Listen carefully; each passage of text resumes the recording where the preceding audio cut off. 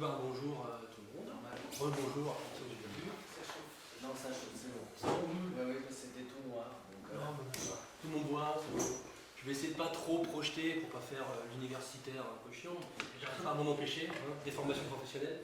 Donc moi c'est Rémi Despert, j'enseigne à l'université Lumière 2 en tant qu'enseignant-chercheur, voilà, classique. Et là je vous propose une intervention tirée de ma thèse qui s'intitule, c'est une intervention qui s'intitule comme ça, mais la thèse aurait pu s'appeler comme ça aussi, la transformation du musicien, l'effet de l'institutionnalisation de l'enseignement des musiques actuelles sur la pratique musicale. J'ai pas du tout de temps, là je me rends compte, donc est-ce qu'il y a moyen de me couper la parole quand, tiens, je dépasse Tu veux ma montre? ou sinon je peux prendre une autre. Oui. Merci. Ok, je pense aux 3 quarts d'heure. Parfait. Donc, vu que j'ai un PowerPoint à suivre, faut le faire, histoire de ne pas l'avoir fait pour rien. Donc, je vois vous voyez l'appareil comme ça part mal. L'idée générale de la communication que je vous propose là maintenant, c'est d'interroger l'impact de l'institutionnalisation de l'enseignement de ce qu'on peut appeler les musiques populaires modernes, on peut aussi appeler ça musiques actuelles, bon, la terminologie, on ne va pas revenir là-dessus, on se comprend tous, j'ai l'impression. Donc c'est une question qui, moi, m'a intéressé, j'y reviendrai dans quelques secondes, et il me semble aussi qu'il intéresse potentiellement beaucoup d'institutions comme les vôtres, donc les CFDM, sur la musique, donc je vais essayer d'apporter quelques réponses à ça, réponses qui sont soumises au débat, bien évidemment. Alors, pourquoi ils ne changent pas? Ils ont oui, c'est embêtant, situation très classique. Allez. Voilà, donc, voilà, il fait vraiment n'importe quoi, c'est la catastrophe. C'est pas grave, on n'est pas déstabilisé. Donc, l'origine du questionnement, je me permets de revenir là-dessus, ça me paraît important de savoir qui je suis pour comprendre ce que je dis. À l'origine, c'est donc une expérience personnelle, donc moi je suis, et si j'étais complètement honnête, j'aurais dire j'étais bassiste, parce qu'en réalité ça fait 2 ans que je n'ai pas touché mon instrument. J'ai eu un parcours extrêmement banal, c'est-à-dire j'ai co-formé un groupe dit de rock à 14 ans parce que j'aimais bien écouter Metallica et qu'avec des copains on s'est dit hey, on va faire pareil, on s'est distribué les instruments un peu au hasard, du coup c'est la basse qui est tombée sur moi, alors est-ce que c'est bien, est-ce que c'est pas bien, j'en sais rien, mais ce qui est sûr c'est qu'avec ce groupe j'ai fait de la musique pendant un petit moment en reprenant notamment du Metallica, en faisant de la compo, des fêtes de la musique, très classique quoi, jusqu'au moment où, quand on était tous étudiants, certains de mes camarades ont envisagé de devenir musicien pro, avec des guillemets. Pareil, je ne développe pas, et donc ont intégré une école de musique pour faire ça, entre guillemets, sérieusement. Moi, je ne l'ai pas fait, parce qu'il se trouve qu'à l'université, ça tournait plutôt bien, donc je me suis dit, je vais rester à l'université, au chaud, tout va bien, et eux, ils avaient fait leur choix, et on continuait à jouer ensemble, et là, il m'est apparu, d'un point de vue très subjectif et très personnel, que, bon, on jouait toujours ensemble, mais on jouait quand même plus exactement pareil, quoi. Il y avait des moments où on se comprenait pas, il y avait plus d'engueulades qu'avant, il y avait plus de reproches qu'avant. Je dirais pas que l'ambiance était moins bonne, mais en réalité elle était quand même un peu moins bonne. Et bon, bon an, mal an, en tout cas c'était plus pareil. Sans porter de jugement, c'était plus pareil, donc je me suis dit tiens, il y a peut-être quelque chose à creuser. Il se trouve que, plus ou moins à ce moment-là, je suis rentré en master, où on m'a demandé de trouver un sujet de mémoire, et je me suis dit ce petit malaise que j'ai ressenti dans mon groupe, il y a peut-être quelque chose à creuser. Que finalement, peut-être que le passage en école de musique de mes camarades a modifié leur pratique, parce qu'auparavant, ils étaient donc comme moi autodidactes. Encore une fois, je mets des guillemets, je préciserai tout ça. Donc je me suis dit, il y a peut-être quelque chose de sociologique à creuser là-dedans. C'est quelque chose qui s'est avéré d'autant plus vrai quand j'ai lu, là je vous ai mis 3 bouquins, mais on pourrait certainement citer d'autres. Quand on lit Philippe Coulangeon, Marc Pernou ou encore Emmanuel Brandel, c'est des choses qui apparaissent un peu en filigrane. C'était pas du tout l'objet de leur interrogation, mais quand on le lit, on se dit ah bah oui, on voit bien qu'il parle à... Par exemple, Marc Pernou, lui son truc, il a écrit un bouquin qui s'appelle Les Musicos, où il parle de parcours de musicien, de quand il commence jusqu'à quand il termine, entre guillemets, avec éventuellement les problèmes de reconversion. Et il note que le passage par l'école de musique, c'est souvent un moment un peu fort, où il se passe quelque chose, où il y a quelque chose qui change. Il ne précise pas exactement ce qui change, mais il y avait cette idée, quoi. Donc je me suis dit, bon, mon expérience personnelle, elle n'est pas que subjective, il semblerait qu'elle soit généralisable, et qu'il y a effectivement quelque chose à creuser. Donc je me suis lancé dans cette recherche en Master 2, que j'ai poursuivi ensuite en thèse, et c'est là que j'en viens à ce que je vais vous présenter. Alors, je parle peut-être un peu vite, donc n'hésitez pas. Non, j'essaye d'anticiper les potentielles critiques justement que je peux avoir. J'ai pas fait des milliers de présentations, mais il peut y avoir des fois des malentendus entre ce que moi je veux dire et ce qui est reçu, notamment par des musiciens, des profs de musique, etc. Donc j'essaye de clarifier, et encore une fois on en débattra après s'il y a des problèmes, mais moi ce que je vous propose là, c'est un point de vue que je qualifie, je ne l'ai pas inventé, mais de critique. Critique pas au sens où je vais dire du mal de qui que ce soit, mais au sens où je porte un regard critique, notamment sur ce que font les institutions et ce qu'elles pensent faire. Donc en gros, moi la thèse que je vais défendre, et vous allez le voir juste après, c'est que oui, le passage par l'école de musique modifie de manière assez profonde le rapport à la musique des gens qui y passent. Bon. Et ça, il est fort possible que une bonne partie des intervenants dans ces institutions ne souhaitent pas ce changement, en tout cas pas explicitement. Or, moi je le constate. Donc on peut le regretter, encore une fois. Moi, à titre personnel, dans le cadre de mon boulot de sociologue, je ne porte pas de jugement là-dessus. Je ne défends pas l'autodidactie, je ne défends pas l'enseignement institutionnel. Les deux ont certainement leurs qualités et leurs défauts. Moi, je ne prends pas parti, je me contenterai d'un constat qui peut, encore une fois, être mal reçu, et je l'entends, et on peut en discuter, hein, bien sûr, mais j'insiste là-dessus, il n'y a pas de jugement de valeur. Et j'entends aussi que c'est pas forcément facile à entendre parce qu'on vit une situation un peu particulière où, dans le monde de l'éducation en général, dire d'un prof qu'il est scolaire est devenu une insulte, ce qui est quand même assez curieux quand même, où des gens qui enseignent en école se revendiquent non scolaires. Bon, alors encore une fois, moi, à titre personnel, le mot scolaire n'est pas un gros mot. Je vais essayer de le définir, ce que j'entends par scolaire. On peut souhaiter, quand on est enseignant, ne pas être scolaire, on peut souhaiter être scolaire, très bien, moi, peu m'importe, dans le cadre de cette communication.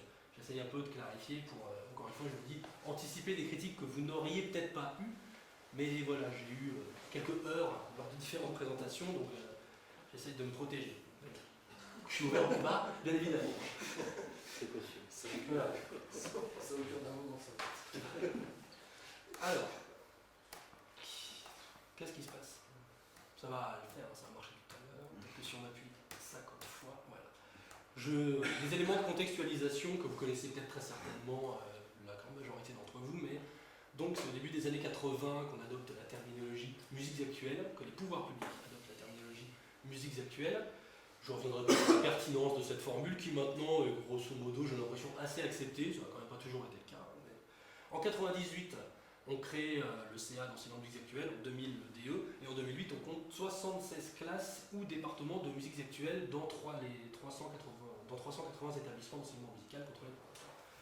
Donc tout ça pour dire qu'au cours des 20-30 dernières années, on observe un fort mouvement d'institutionnalisation de l'enseignement des musiques actuelles, qu'on ne peut pas nier, encore une fois, et dont on peut penser qu'il a des effets. Encore une fois, ces effets, vous et moi, on peut les trouver positifs, négatifs, il n'y a pas d'objet, mais ce qui est sûr, c'est qu'il y a institutionnalisation, donc nécessairement, il y a un impact quelconque de cette institutionnalisation sur l'enseignement et la pratique, c'est ce dont je vais vous parler maintenant.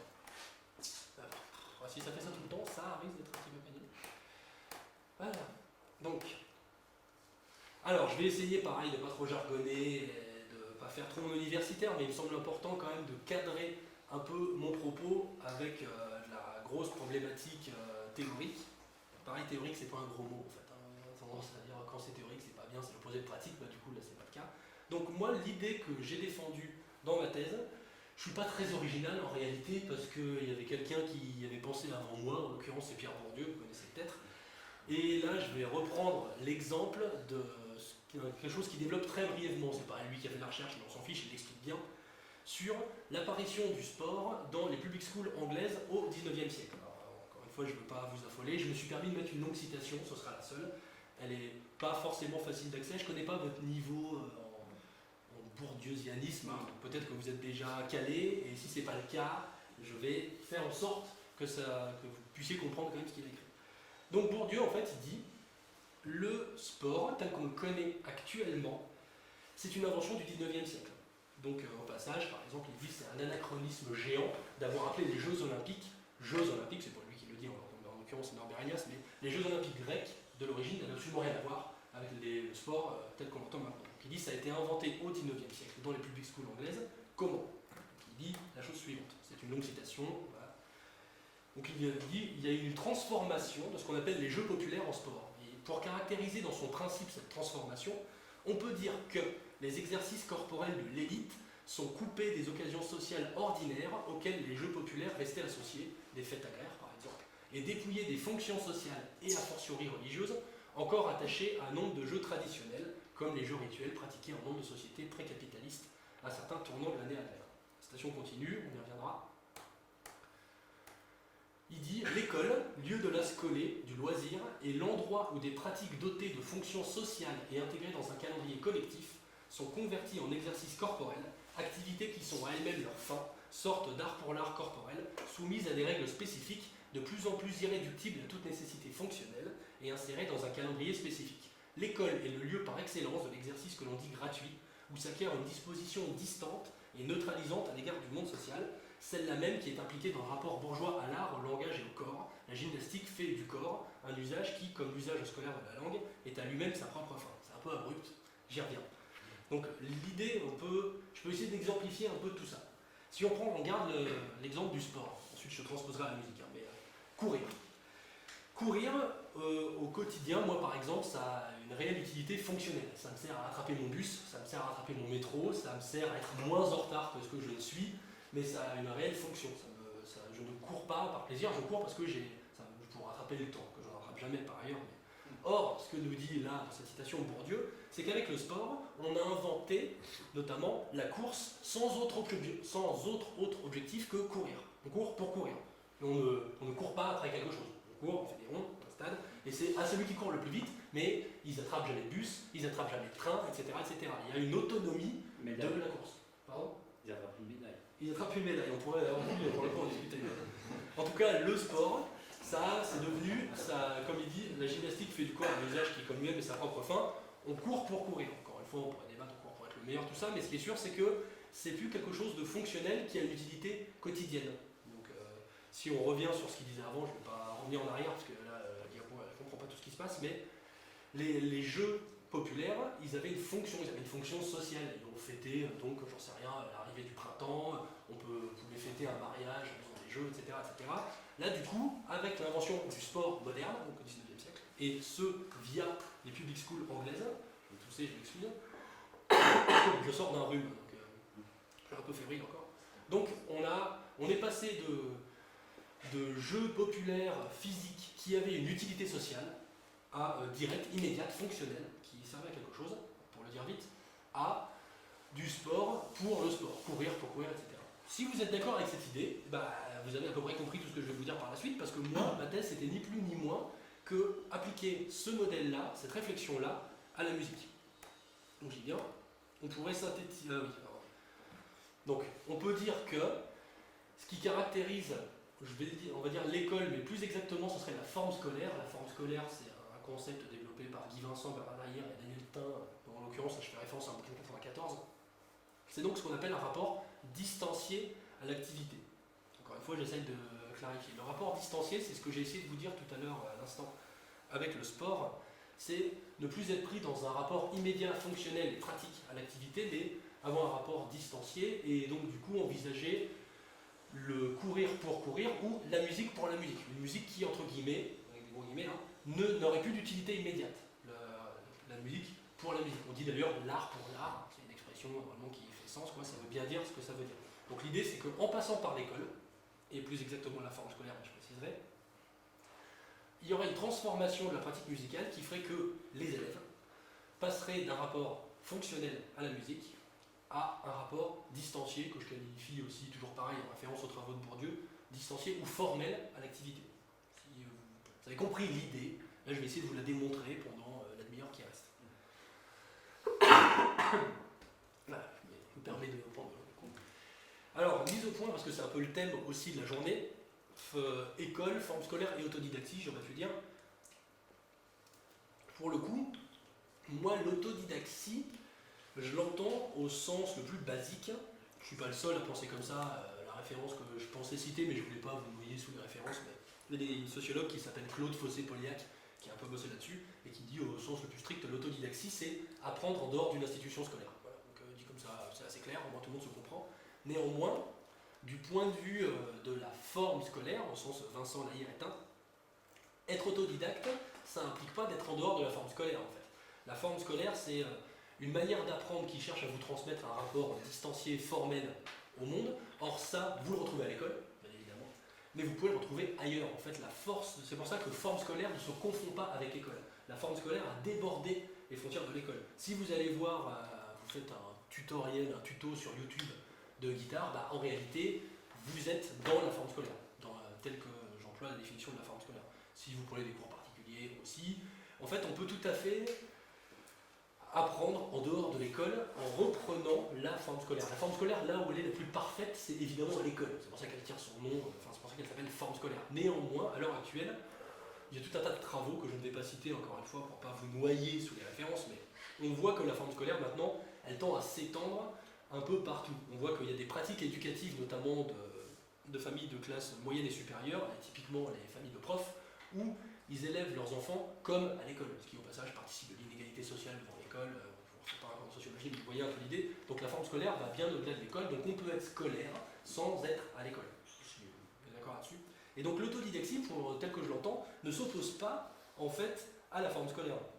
On peut tout à fait être autodidacte et avoir appris selon le mode d'apprentissage de la forme scolaire, et donc finalement avoir une pratique distanciée, formelle, on va dire scolaire avec des gros guillemets, qui encore une fois j'insiste, n'est pas un gros mot. J'enchaîne. Si c'est bon pour vous, n'hésitez pas à m'interrompre. Donc voilà, je l'ai déjà dit, du coup, j'aurais dû le mettre avant. L'idée principale de ma thèse et de cette communication, c'est ça, c'est que l'école tend à opérer chez ses élèves un basculement d'un rapport pratique immédiat vers un rapport distancié formel à la musique et à sa pratique. Je vais essayer d'illustrer ça. Pour prouver tout ça, je crois que là je présente ma méthodologie, ça paraît très logique en tout cas, voilà. Je vous explique comment j'ai procédé. Donc j'ai fait une enquête auprès d'élèves et d'enseignants de guitare exclusivement, du cursus de 3e cycle des départements musiques actuelles de 2 écoles de musique rhône-alpine, dont l'anonymat ne me permet pas de vous donner leur nom. Voilà. J'ai fait, après vous les reconnaîtrez ou pas. Et j'ai fait 65 heures d'observation, de cours de pratique instrumentale, de pratique collective et de formation musicale. J'ai fait 50 entretiens auprès de 35 élèves, 5 enseignants et 10 autodidactes. Les 35 élèves, en fait, j'ai fait la totalité des promotions que j'ai rencontrées, parce qu'en réalité, ce n'est pas des promotions très importantes. Et moi, j'interrogeais que des guitaristes dans un souci de faciliter la comparaison. C'est-à-dire, je pense que mon analyse, elle marche pour les batteurs, pour les bassistes, etc. Mais dans le cadre de la présentation, il y a quand même des spécificités techniques à la guitare, à la batterie, ça aurait compliqué la comparaison. Donc, du coup, j'ai choisi de faire que les guitaristes, parce qu'ils étaient les plus nombreux. Du coup, j'ai interrogé que les guitaristes. Et là, dans ce que je vais vous présenter là, ce que j'ai fait, c'est j'ai interrogé donc les élèves en essayant de faire une comparaison entre avant et après. Donc, je leur ai posé des questions sur comment tu jouais avant, comment tu joues depuis, après, que tu sois rentré en musique. Et par ailleurs, j'ai mobilisé les 10 entretiens que j'ai fait avec les autodidactes pour faire une comparaison avec des musiciens autodidactes. Alors, encore une fois, j'utilise autodidacte, alors j'ai des critiques sur le terme, on va dire des musiciens qui ont été formés en dehors de la forme scolaire. Et voilà. Et ça m'a permis donc, j'ai l'impression, et vous allez me dire si vous êtes convaincu ou pas, dans maintenant 25 minutes, de montrer qu'il y a effectivement une transformation, un basculement du rapport pratique au rapport formel. Alors, j'aurais pas le temps de tout d'aborder, mais du coup j'ai prévu gros, et j'irai un peu vite. Dans mon travail, j'observe cette transformation sur au moins 5 aspects. Je pense qu'on peut en trouver d'autres. Moi du coup j'en ai identifié 5. C'est-à-dire que les élèves, pour le dire très clairement, ne jouent plus la même chose. Donc, ils changent leur répertoire, ils passent d'un intérêt pour ce qui est joué à un intérêt pour le jeu lui-même. Ils ne jouent plus dans les mêmes lieux et dans les mêmes temps. Ils ne jouent plus avec les mêmes gens. Ils ne jouent plus de la même manière, du point de vue corporel. Et ils ne pensent plus la musique de la même manière. C'est-à-dire, pour reprendre un terme qui m'en sorti dans la quasi-totalité, c'est que maintenant ils comprennent ce qu'ils jouent. Donc là, je vais essayer, si je me débrouille pas trop mal, je vais essayer d'illustrer au moins chaque point avec un exemple. Il est possible, je devrais y arriver. Alors, pour ce qui est du premier point, le changement de répertoire et le basculement d'un intérêt pour ce qui est joué à un intérêt pour le jeu, ça se voit notamment à travers le passage des morceaux aux exercices. Alors, je crois que j'ai beaucoup écrit finalement, pour quelqu'un qui ne voulait pas trop écrire, mais je le mets là. Donc pour les autodidactes, en fait, l'activité musicale qu'ils ont, donc du temps de l'autodidactie, et pour ceux qui sont encore autodidactes que j'ai interrogés, elle consiste essentiellement en une interprétation successive de morceaux. Donc, par exemple, je vous ai mis un extrait d'entretien, je lui demande comment ça se passe, quand tu joues, tu fais quoi exactement, et donc Kevin, le nom a été changé, mais de toute façon, je ne pas qu'on vous voyez après. Il dit, bah moi je me dis, allez, tu vas te faire 4-5 morceaux de Pantera, par exemple, je parle là-dessus, je joue, ça me prend 20-30 minutes, après je me dis que je vais jouer des trucs un peu plus cool, son clair, alors je vais passer sur des trucs, ça peut être tout et n'importe quoi, ça peut être tu Hendrix, avec un blues de Steve Ray Vaughan, bon. Donc ce qui est sûr, c'est que les autodidactes que j'ai rencontrés me décrivent tous leur pratique comme une succession de morceaux ininterrompus. Bon, jusque-là, ça peut paraître très logique, enfin, encore une fois, moi, en tant qu'ancien autodidacte, c'est quelque chose que je peux d'autant plus facilement comprendre que c'est exactement ce que je faisais, et n'étant toujours pas passé par une école, c'est encore ce que je fais. Bon, là, je joue plus, mais il y a un peu l'idée. Or, depuis l'entrée à l'école, les élèves me disent que c'est plus pareil. Ils me disent, ah bah c'est sûr qu'avant d'entrer à l'école, je faisais plus de reprises, des trucs comme ça. C'est vrai que des fois, je passais une après-midi complète à jouer des morceaux. Alors ça, maintenant, je le fais vraiment plus. Bon, je fais pas des exercices non plus, mais c'est devenu ma principale activité. Et un autre enquêté, toujours pour exemplifier, hein, qui me dit, je suis tombé un peu là-dedans. Donc en fait, c'est dans les exercices cette année. Je me suis dit que je me mettais sérieusement à la musique. Du coup, je me suis rapidement dit, il faut que je bosse, faut que je bosse, faut que je bosse. Et du coup, je suis tombé un peu dans un cycle assez bizarre. Je ne fais plus de musique, je fais des exercices maintenant. Et donc ce basculement des morceaux aux exercices, il n'est pas anecdotique en fait. Il me semble qu'il y a moyen de l'interpréter dans le sens de la réflexion que je vous ai vendue. C'est-à-dire que derrière ce passage des morceaux aux exercices, c'est en réalité un nouveau rapport à la pratique qui se met en place. En faisant des exercices, les élèves, en fait, ils acceptent de réaliser avec leur instrument quelque chose qui ne s'écoute pas. Un exercice, c'est à la différence d'un morceau, c'est pas quelque chose de fini, c'est pas mélodieux, on ne peut pas. D'ailleurs, il n'existe pas de concert d'exercice, à ma connaissance, ou alors vraiment dans l'art contemporain. Mais ça ne se fait pas. C'est quelque chose qui donc ne s'écoute pas. Et donc ils montrent qu'en fait, ils envisagent l'activité comme une fin en soi. Ils ne l'envisagent plus pour sa finalité pratique et immédiate, produire de la musique. Eux, ce qu'ils veulent, c'est-à-dire travailler, avec des guillemets, travailler la musique. Même si ce qu'ils produisent sur le moment ne présente pas d'intérêt musical. Ça n'a aucun intérêt, d'un point de vue mélodique musical, de faire des exercices. Le produit fini n'a pas d'intérêt à court terme, en tout cas. Eux, ils vont vous dire, ils ont raison, ça ferait que la musique que je jouerai dans 6 mois, 1 an, 2 ans, 10 ans sera de meilleure qualité. Néanmoins, sur le moment même, ça n'a aucun intérêt. On rejoint ce que je vous disais tout à l'heure avec le sport, courir pour courir ou courir pour choper un bus. Là, il ne court pas pour choper un bus en fait. Il court en se disant, comme ça je vais courir de plus en plus vite. Et si un jour, peut-être que je dois courir après un bus, eh ben, je choperai plus vite. Mais là, en l'état, j'accepte de faire quelque chose qui n'a pas d'intérêt musical. Et en fait, c'est ce genre de petits exemples que je vais passer les 25 prochaines minutes à vous présenter. Il y en a plein, en fait. J'en ai découvert plein. Une fois que j'ai eu cette logique en tête, et ben, quand je posais des questions à mes enquêtés, vous voyez ça. Donc, autre exemple. Ah oui, du coup, c'est pareil. Je vous mets ce que j'ai mis. À l'inverse, c'est parce qu'ils sont pris dans un rapport pratique à l'activité, parce qu'ils ne peuvent penser la pratique musicale en dehors de son intérêt immédiat, c'est-à-dire produire de la musique, que les autodidactes se refusent à effectuer des exercices. Et j'ai eu le cas d'Yvan, qui me disait que lui, les exercices, ça le faisait vraiment au gerbet, je cite, parce que ça revenait à jouer des bouts de phrases les uns à la suite des autres qui ressemblent à rien. Et effectivement, il a complètement raison, c'est-à-dire que jouer des exercices, il faut accepter que ce qu'on fait, que je dis la même chose que tout à l'heure, mais à très court terme, c'est pas mélodieux du tout, ce n'est pas musical en fait. Et donc lui, en tant qu'autodidacte, il se refuse à faire ça. Je ne l'ai pas dit encore pour pas y aller avec mes gros sabots de sociologue, mais c'est pas un hasard non plus si le recrutement social des écoles que j'ai étudiées, ce qui me semble d'ailleurs être commun à quasiment tous les 3e cycles que j'ai pu rencontrer au gré de mes différentes interventions, on a un recrutement social assez élevé quand même, moyen et supérieur, donc on a une population qui est a priori, en tout cas, assez familière de la forme scolaire, parce que c'était pas des mauvais élèves, et donc ce qu'on leur demande de faire à l'école et le rapport à la pratique qui est défendu leur est pas étranger, voire même eux ils y trouvent beaucoup de plaisir. J'aurai peut-être l'occasion d'y revenir après, mais alors que les enseignants revendiquent un enseignement non scolaire, il est surprenant de voir que mes enquêtés, eux, adorent l'enseignement qu'ils ont reçu et le qualifient de scolaire. Ils disent c'était trop bien, j'ai appris de l'harmonie, c'était super, j'ai fait des exercices, c'était génial, et ils trouvent ça trop bien. Au grand désarroi des profs qui disent oh mais non, c'était pas scolaire, puis de l'harmonie on n'a pas fait tant que ça, c'est un peu bizarre quoi. Mais donc en tout cas voilà, en l'occurrence, les élèves sont d'autant plus disposés à faire ce que l'école attend d'eux que de toute façon ils le faisaient déjà à l'école. Et Yvan, pour le coup, lui, il n'est pas passé par l'école de musique, et par ailleurs c'est plutôt un élève pas très bon dans le système scolaire général. Ce qui fait que lui, il a d'autant plus de mal à faire quelque chose qui, entre guillemets, n'a pas de finalité pratique immédiate, en l'occurrence des exercices. Donc il est très hostile aux exercices. Je continue de développer mes exemples. De la même manière, toujours sur ce qu'il joue, il y a savoir découper un morceau. Alors, désolé. Ça c'est pareil, c'est quelque chose. Je me suis beaucoup appuyé pendant mon enquête sur ma propre expérience d'autodidacte. Vous voyez, moi en fait, c'est pour ça que ça me paraissait important de vous dire qui j'étais en tant que musicien, pour comprendre ce que j'ai fait. Moi j'ai observé le décalage avec mes potes qui étaient passés par une école. Et je me suis souvenu de problèmes que moi j'avais, que mes potes qui étaient passés par des écoles ne comprenaient plus. Et moi je me souviens très bien, et encore maintenant je pense, hein, parce que je suis un peu plus scolaire qu'avant quand même, l'université a bien fait son travail, mais c'est que je n'arrivais pas à découper un morceau. C'est-à-dire que quand je jouais un morceau, je le jouais du début à la fin, et si on m'interrompait au milieu, j'étais obligé de le reprendre au début. Donc c'était, moi ça me paraissait pas pénible, ça paraissait très normal, c'était ma pratique quoi.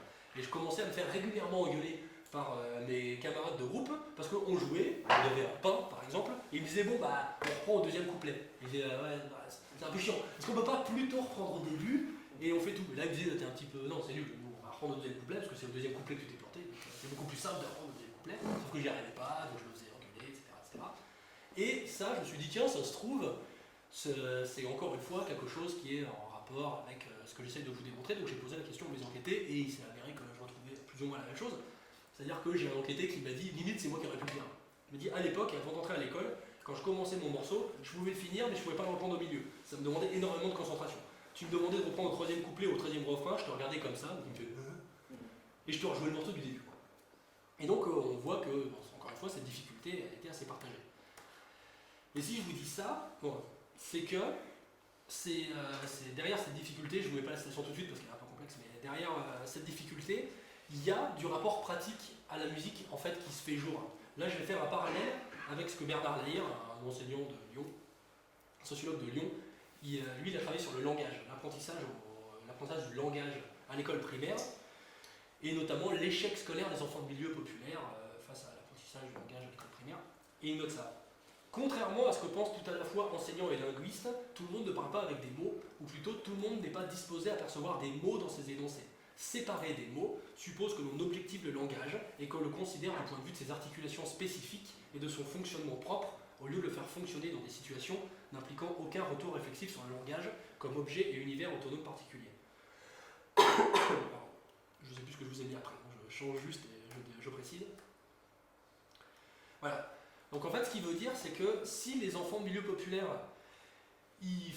on considère qu'ils parlent mal du point de vue scolaire, c'est parce qu'en fait, ils ne sont pas capables de découper les mots. Mais pourtant, en fait, ils comprennent parfaitement les mots qu'ils utilisent. C'est que pour eux, ils ne font pas l'opération de découpage en mots. Ils comprennent le sens de la phrase, mais si on leur demande d'identifier des mots dans la phrase, ils n'y arrivent pas. Donc du point de vue scolaire, on en arrive à la conclusion qu'ils sont nuls.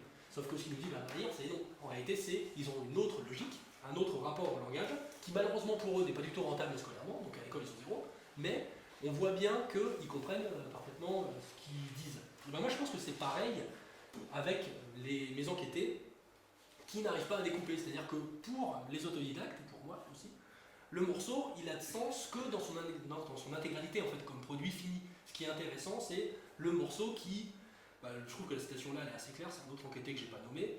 Il dit avant je bossais les morceaux en entier, enfin j'essayais de jouer les morceaux en entier mais je bossais pas spécialement tout le morceau, c'est-à-dire qu'il y a des parties que je passais à l'arrache. Tu vois, c'était plus dans le sens, j'essaie de passer le morceau parce que c'est relativement faisable, il y a quelques petites techniques et ça va, mon but c'est de passer le morceau à peu près bien en entier. Moi en tant qu'autodidacte, en plus de ne pas être capable de le faire, mais tout est lié, je ne vois pas l'intérêt, les autodidactes c'est pareil, je ne vois pas l'intérêt de ne jouer qu'un bout de morceau parce que ne jouer qu'un bout de morceau, c'est en quelque sorte tuer le morceau. Le morceau il n'a de sens que dans son intégralité, avec un début et une fin. Or, travailler juste un bout de morceau, c'est d'une certaine manière tuer la musique.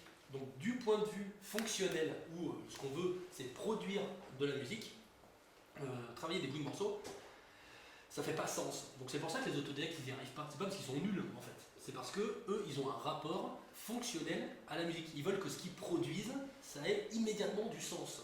Or, si vous jouez juste un bout de couplet isolé, ça n'a pas de sens musical. En tout cas, ça n'a pas le sens que ça devra avoir. Donc accepter de découper un morceau et être capable de le faire, ça suppose en fait de développer un autre rapport à la musique. De la même manière que les enfants, on leur demande un autre rapport au langage. Donc là, voilà, donc là, j'illustre ce que je viens de dire.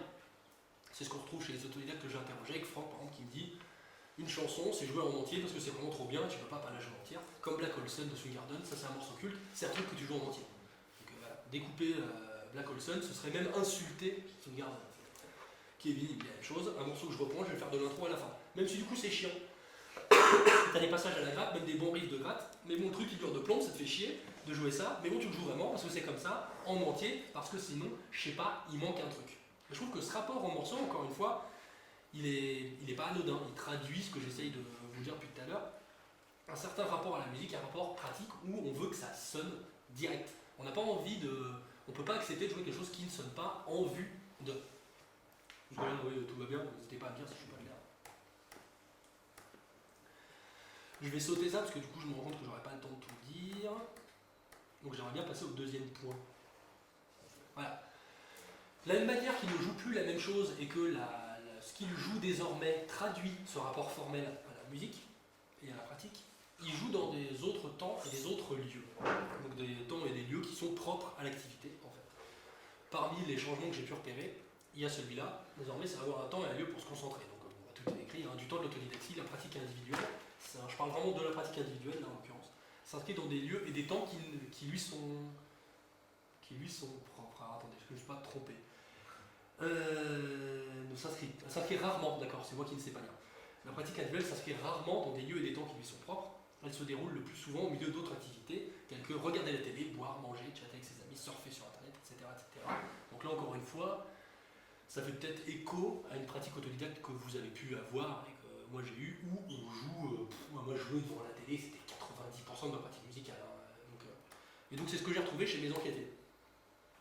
Il y avait Franck qui me disait ça, on l'avait déjà eu avant. Souvent je prends ma gratte, après je me balade avec ma gratte un peu partout, je me fous devant la télé, je bois mon café, je bois ma bière, j'ai toujours ma gratte et je fais mon truc en même temps. Donc on joue en faisant autre chose.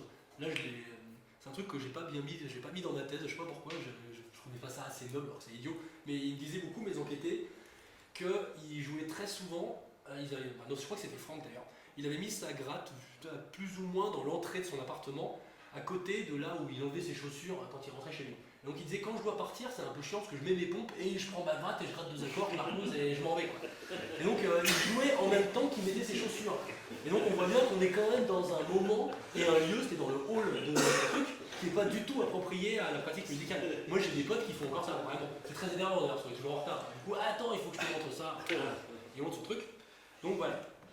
Ils jouent en même temps qu'ils font autre chose. Donc on est typiquement dans une activité que je qualifie de fonctionnelle. Vraiment, c'est passer un bon moment, là maintenant, faire autre chose, c'est une activité qui n'est pas consacrée à la pratique. Alors que pour les élèves, il s'agit au contraire de jouer dans des lieux et des temps qui leur permettent de se focaliser pleinement sur leur pratique, de se concentrer sur la seule activité instrumentale. Se concentrer, je l'ai mis entre guillemets parce que c'est un terme d'enquêter. Il me disait quasiment tout ça. Maintenant, je joue dans des endroits où je peux mieux me concentrer. Donc j'ai juste toujours pareil. Aurélien, donc il a 21 ans, il est guitariste depuis 10 ans, mais il est inscrit en école depuis 3 ans. Et il me dit que depuis qu'il est à l'école, il s'est aperçu qu'il y avait des périodes où c'est plus simple pour moi de me concentrer. Je me suis rendu compte il n'y a pas très longtemps que je travaillais mieux le matin. Donc tous les matins, je me mets au moins 1 heure, parce qu'après j'ai des cours, mais voilà, au moins. Mais surtout pas après manger, parce que là il se passe rien. L'idéal c'est vraiment entre 9h et 11h, je trouve, c'est là que j'y arrive le mieux. Mais c'est dur à comprendre ça, je trouve, encore plus quand on fait de la musique, parce qu'avant d'être musicien, la musique c'est un truc qu'on fait pour se détendre, on écoute de la musique et tout, donc c'est dur de comprendre le fait qu'il faut être vraiment dedans, que le temps qu'on y passe, ça ne veut rien dire si on n'est pas concentré sur ce qu'on est en train de faire.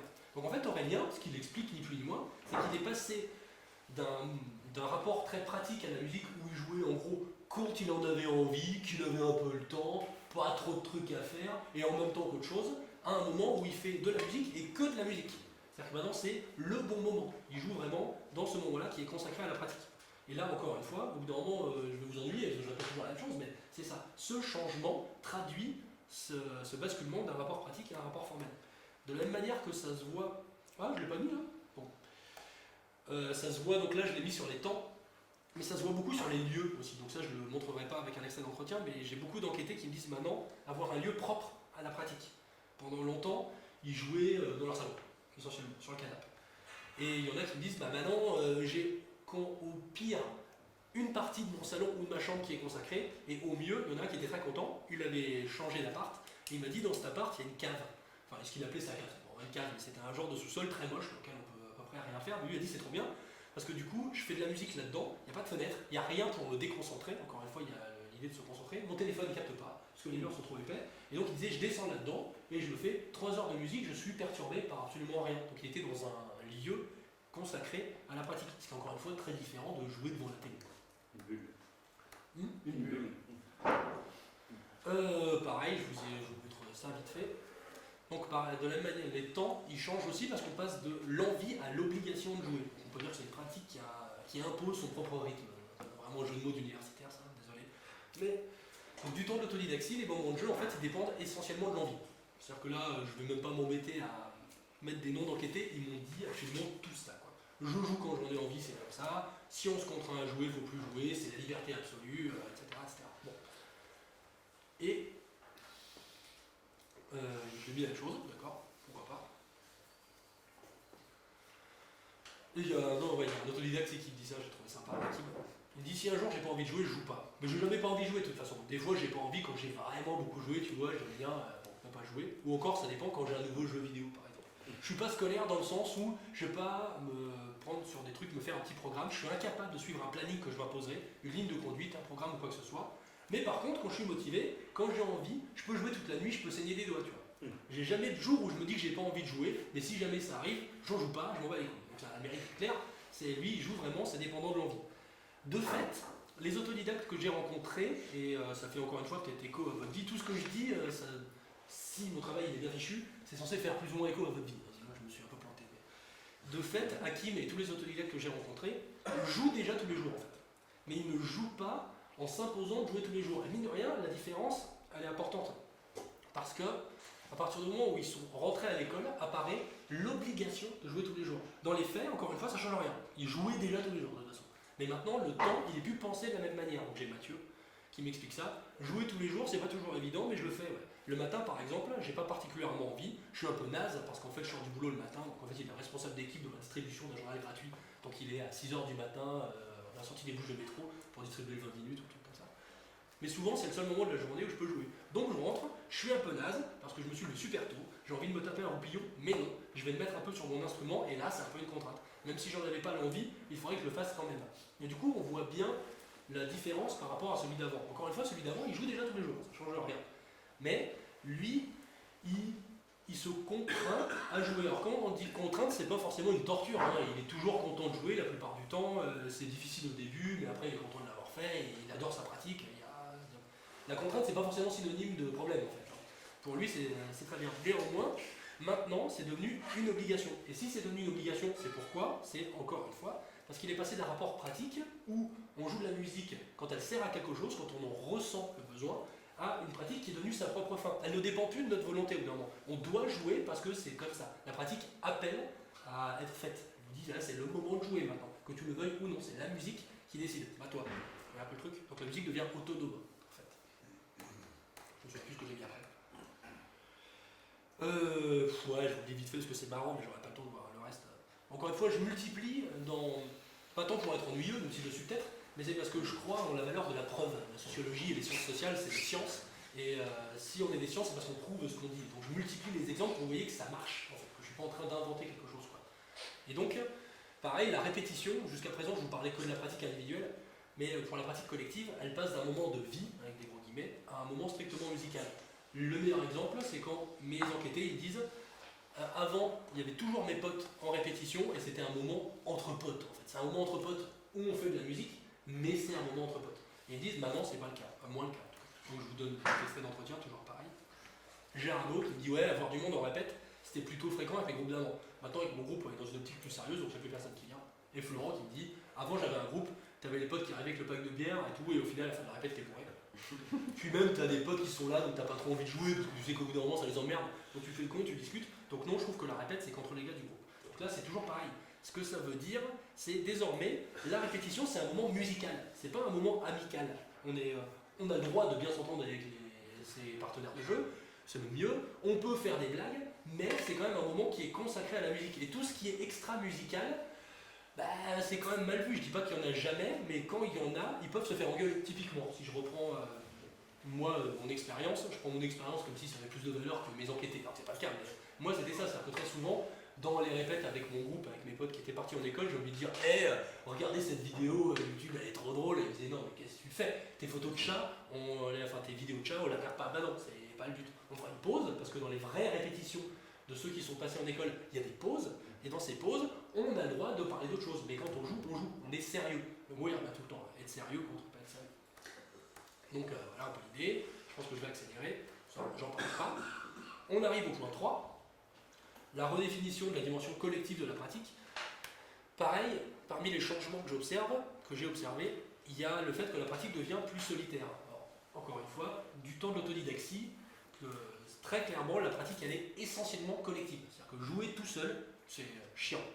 Ça se résume à ça, d'ailleurs je crois que c'est ce qu'ils vont me dire là dans les extraits que j'ai prévus. Hakim, toujours, parce qu'Hakim il était vraiment cool comme était. Avec ma guitare, le seul moment où je m'emmerde pas, c'est quand je me lève et que je vais répéter avec mes potes. Même quand je joue la guitare tout seul, en général, quand je joue la guitare tout seul, je me fais chier. La musique tout seul, c'est pas bien. Franchement, c'est pourri. Voilà, donc c'est très clair. Hakim, comme beaucoup d'autodidactes, jouer tout seul, c'est relou. Et ça a encore du sens avec ce que je vous disais avant. C'est-à-dire que le but, pour eux aussi, c'est de reprendre des morceaux en entier qui ressemblent aux morceaux qu'ils veulent reprendre. Dans le morceau que vous reprenez, il y a une batterie, il y a une basse, etc. Si vous jouez juste de la guitare, bah ouais, bon d'accord, vous jouez le morceau, mais c'est pas le morceau que vous voulez reprendre. Alors qu'en groupe, vous pouvez faire Nothing Else Matters, comme Metallica il le fait. Le but c'est quand même de faire ça. Ou Enter Sandman. Il y a le choix entre ces deux morceaux-là. Et donc, on passe d'une pratique qui est essentiellement collective à une pratique qui devient plus individuelle, c'est-à-dire qu'il joue tout le temps, il joue beaucoup plus tout seul, mais c'est démesuré le temps de pratique. Vu qu'avant il ne jouait pas tout seul, de toute façon, de fait, maintenant l'essentiel de la pratique de mes élèves, elle est individuelle. Et donc si la pratique elle est plus individuelle, ça veut dire qu'il y a une perte de fonction de sociabilité de l'activité. L'activité devient sa propre fin, elle devient spécifiquement musicale. On ne joue plus pour être avec ses potes, on joue pour jouer. Parce que ce qui compte, c'est la musique, encore une fois. Je le dis à une chose depuis tout à l'heure, pour ceux qui ont compris, c'est potentiellement ennuyant. Pour les autres, je crois toujours que je vais vous faire comprendre. Mais l'idée c'est ça.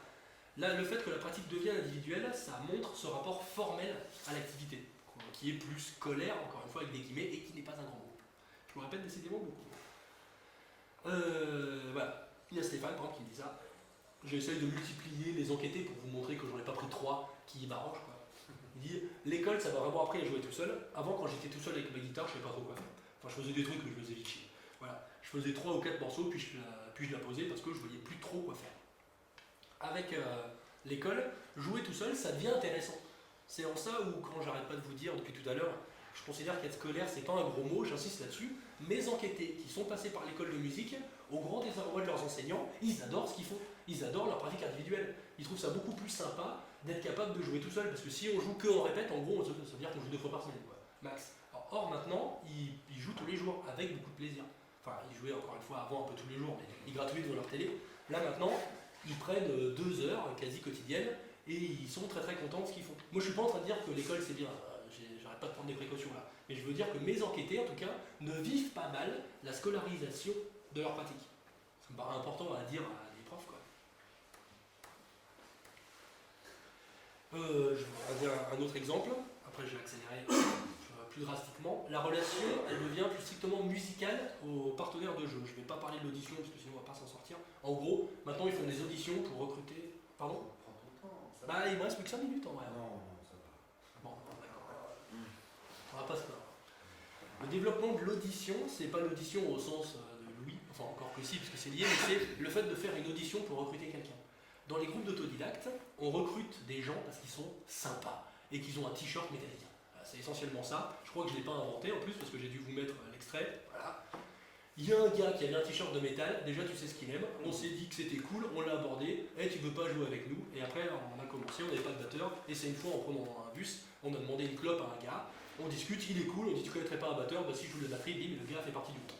Donc c'est au fil des rencontres qu'on recrute des musiciens, et ils étaient très contents, tout allait très bien. Mais on voit bien que ce qui prime là, c'est le fait qu'on s'entende bien avec le partenaire de jeu. C'est-à-dire... il est sympa, on a les mêmes goûts, il est cool parce qu'il fume des clopes, etc., etc. Le développement de l'audition, du fait d'auditionner quelqu'un pour qu'il intègre le groupe, ça montre aussi un autre rapport à la pratique musicale. Désormais, il ne s'agit pas de jouer qu'avec des gens sympas, même si encore une fois c'est mieux qu'ils soient sympas, mais il faut surtout qu'ils soient des bons musiciens. Et à la limite, des fois on se dit, même s'il est un peu chiant, il est très bon. Donc je préfère jouer avec quelqu'un qui est très bon qui est supporté un peu son humeur. Alors, s'il est vraiment trop chiant, évidemment, égal, mais un peu l'idée. Et donc, c'est ça que je veux vous dire, à travers cette modification du mode de recrutement, le passage d'un recrutement qu'on qualifie d'affinitaire, c'est-à-dire qui repose sur les affinités, à un recrutement qui répond à des considérations plus strictement musicales, c'est une dépersonnalisation des relations qu'entretiennent les élèves avec leurs partenaires de jeu qui se fait jour, c'est-à-dire qu'on est moins dans un rapport personnel, on est vraiment dans un rapport plus strictement musical. On veut que les gens ce soient des bons musiciens. Alors je ne sais pas si je l'ai mis, c'est un truc qu'avait déjà noté Marc Pernou. J'ai dit la même chose là, donc je ne sais pas pourquoi je l'ai dit deux fois. Ben non. Mais en gros, c'est quelque chose dans les bouquins que je vous avais cités au début de cette intervention. Marc Pernou qui avait déjà montré ça, c'est-à-dire qu'en devenant musicien professionnel, c'est-à-dire en ne faisant que ça, parce qu'il n'existe pas vraiment de statut musicien professionnel, mais quand on se met à vouloir vivre de la musique, il note que jouer avec ses potes, au bout d'un moment, ça devient problématique et on privilégie les gens compétents aux gens sympas. Encore une fois, dans certaines limites, hein, mais voilà. Et ça va aussi dans le sens d'une musicalisation, si on peut dire, de la pratique, ou d'une formalisation de la pratique. Ce qui compte désormais, c'est la musique. Autre exemple, et après je passerai au point suivant. On a des partenaires, c'est un peu ce que je vous disais en fait, là, qui ne sont plus de vrais amis. Le groupe de musique, avant, c'était surtout des potes, voire une famille. Le nombre de fois que j'ai pu entendre ça, en entretien, mon groupe c'est ma famille, on passe tout notre temps ensemble, même quand on ne fait pas de musique. D'ailleurs, je les connaissais avant de faire de la musique, c'était des potes avant de faire de la musique. On se voit tout le temps, on passe des soirées, ils m'hébergent quand j'ai des galères, etc., etc. Voilà, par exemple, je viens de faire un entretien. Il y a, je crois que c'est Eclipse, ça du coup, qui me dit ça dure depuis qu'on est merdeux. Avec Christophe, de toute manière, on a toujours été ensemble depuis qu'on est enfant. Il a 3 ans de plus que moi, donc lui, il a certainement des souvenirs sans moi, mais moi, j'ai très peu de souvenirs sans Christophe. C'est comme mon frangin, quoi. Antoine, pareil, on se connaît depuis qu'on a 7 ou 8 ans. C'est un groupe un peu familial, on a été un peu, pas complètement, élevés ensemble, mais presque. Donc on a un rapport un peu de ce type-là aux partenaires de jeu. Donc l'amical prime sur le musical, j'ai une enquêtée qui me dit un deuxième guitariste, ça pourrait être bien, mais on est 3 copains qui avons fait ça et on est tellement en osmose, on est vraiment bien à 3 et je sais pas si on pourrait trouver un 4ème avec qui ça colle aussi bien. Je suis pas sûr que ça irait, donc je préfère qu'on reste 3. Donc là c'est quand même assez drôle, parce que ça veut dire que l'intérêt musical, il passe au second plan de son groupe. C'est-à-dire que ce qui est important, c'est même pas qu'elles produisent la meilleure musique possible, c'est qu'ils soient bien ensemble. Or, on n'a plus du tout ça chez les élèves que j'ai rencontrés, qui eux font primer le musical, je crache beaucoup, sur l'amical. Ce qui compte, c'est vraiment la musique produite, quitte encore une fois à jouer avec des gens qu'on trouve souvent sympathiques, mais qui ne sont plus donc de vrais amis. Je crois que j'ai un extrait d'entretien à vous mettre. Il me dit ça, lui. Oui, certains des élèves de l'école avec qui je joue, c'est devenu des potes, mais je ne me suis pas vraiment accroché à ce point-là à fond. C'est pas pareil. Je sais que moi, au lycée, j'ai vraiment créé quelque chose de fort avec tous les gens avec qui j'ai joué au lycée. Il y avait vraiment une ambiance spécifique.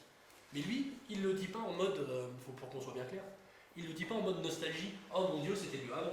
Il constate qu'avant, effectivement, il était plus proche des membres de son ancien groupe. Désormais, c'est pas le cas. Néanmoins, bon, lui, c'est comme ça que ça roule maintenant.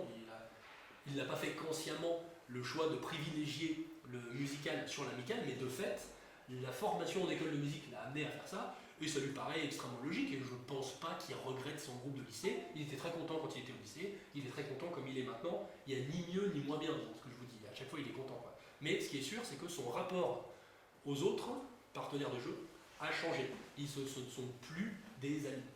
Même si, encore une fois, ils s'entendent grosso modo assez bien. On a même, dans les cas les plus radicaux, chez certains élèves, un rejet de l'amitié donc dans le cadre du groupe. J'avais oublié que je voulais vous en parler. Donc il y a Florent, en l'occurrence, qui dit ça. Maintenant, je trouve que c'est dur de faire de la musique avec ses potes parce que, tu vois, après, tu te dis que tel ou tel pourrait être meilleur. Et en même temps, c'est ton pote, alors tu le gardes quand même. Mais des fois, tu sens que ce gars, il fait pas avancer le groupe. Donc au bout d'un moment, on se refuse même à jouer avec ses amis parce qu'on se dit, quand je vais devoir lui faire un reproche, voire vouloir le virer, j'y arriverai plus. Enfin, ça va être vraiment très compliqué. Donc on préfère jouer avec des gens qui ne sont pas des potes, comme ça on peut leur faire tous les reproches qu'on veut, parce qu'on est dans une relation de travail, qui n'est pas personnelle. C'est un peu comme le parrain, c'est pas personnel, c'est des affaires, là c'est pareil. C'est pas personnel, c'est la musique, quoi. Tu joues pas bien, je te le dis, parce qu'on est là pour jouer bien. Et donc ça traduit encore une fois ce basculement du rapport pratique au rapport formel. Ce qui compte, c'est la musique, et c'est pas le moment présent. Le moment présent, c'est pas bien s'entendre avec ses potes, ça finalement c'est pas ce qui compte. Ce qui compte, c'est la musique qu'on produit, et la musique devient sa propre fin. Elle s'autonomise. J'aimerais bien passer au point 4, ça tombe bien, j'y suis. Alors, un corps au service de la musique, donc je vous ai dit que le 4e point c'était ça, c'est qu'il y a une modification dans la manière dont on gère son corps, dans la manière de jouer. Alors parmi les exemples que je trouve un peu marrants, alors moi en tout cas il me parlait beaucoup, il me parle beaucoup en tant qu'autodidacte, plutôt ancien autodidacte, les guitaristes, il y a cette idée de je joue plus haut. Alors, je ne sais pas dans quelle mesure ça fait écho, mais à ce que vous avez pu vivre. Moi, ceux que j'avais vus et mes enquêtés, c'était pareil. Quand j'étais autodidacte, ils jouaient très bas, de préférence au niveau des genoux, pour faire un peu comme Kurt Cobain, c'est très sympa. Et en arrivant à l'école, on remonte l'instrument, c'est important. Et donc ils jouent plus haut. Et en fait, à travers cette remontée de l'instrument qui peut paraître anecdotique, il y a, il me semble, encore une fois, ce basculement fonctionnel formel, parce qu'on passe du look à l'efficacité. J'essaie d'exemplifier un peu. Il y a Florent qui me dit ça. Un peu après être entré à l'école, j'ai commencé à la remonter, cette guitare. Avant, je jouais plus vers les genoux. Enfin, les genoux, peut-être pas non plus, mais le bas de la guitare était presque aux genoux, et plus ça va, plus je la remonte. Même, j'ai deux guitares qui ne sont pas accordées pareil, une Fender, elle est relativement, enfin, elle n'est pas non plus super haute, mais elle est au niveau du ventre, et mon autre guitare de métal, étonnamment, elle est encore plus haute. Parce que je me suis rendu compte que pour plein de techniques, le sweeping, des trucs comme ça, tu peux pas si tu joues aux genoux. Si c'est pour faire ton rocker, j'ai un pote justement, il joue de plus en plus bas, et je lui fais, mais c'est stupide. Bon, s'il y arrive, tant mieux, mais déjà physiquement, tu te fais mal au dos. Déjà, moi, je me rends compte que je me tiens jamais droit, donc le dos il prend cher déjà. Et puis, t'es pas bien propre au final parce que ta main ne se place pas bien, etc., etc. Donc on voit bien que ce qui prime, c'est des considérations techniques pour jouer le mieux possible. Ce qui, encore une fois, n'est pas un problème, mais c'est très différent de celles qui primaient avant, où ce qu'il fallait, c'était le look. Donc on voit bien que après le passage en école, ce qui compte, encore une fois, c'est la musique. C'est la musique qui devient la finalité. Le corps doit faire en sorte de jouer le mieux possible. C'est vraiment le corps qui s'adapte à la pratique et pas à l'inverse, c'est un peu le truc.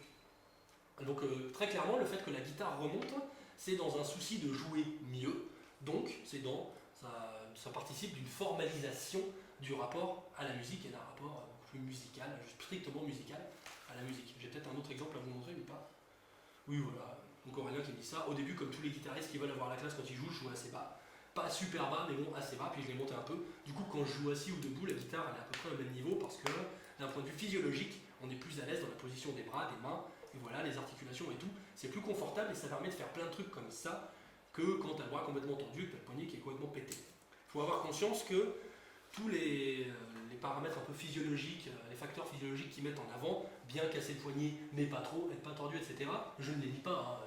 Ils doivent avoir raison, les physiologues, quand ils disent on joue mieux comme ça, sûrement. Néanmoins, le fait de penser de cette manière, ça veut dire, encore une fois, que c'est la musique qui prime. Ce qui ne va pas de soi. On pourrait tout à fait dire, bah, moi ce que je veux, c'est avoir la classe. Et puis si c'est moche, bah tant pis, parce que ce que je veux, c'est vraiment avoir la classe.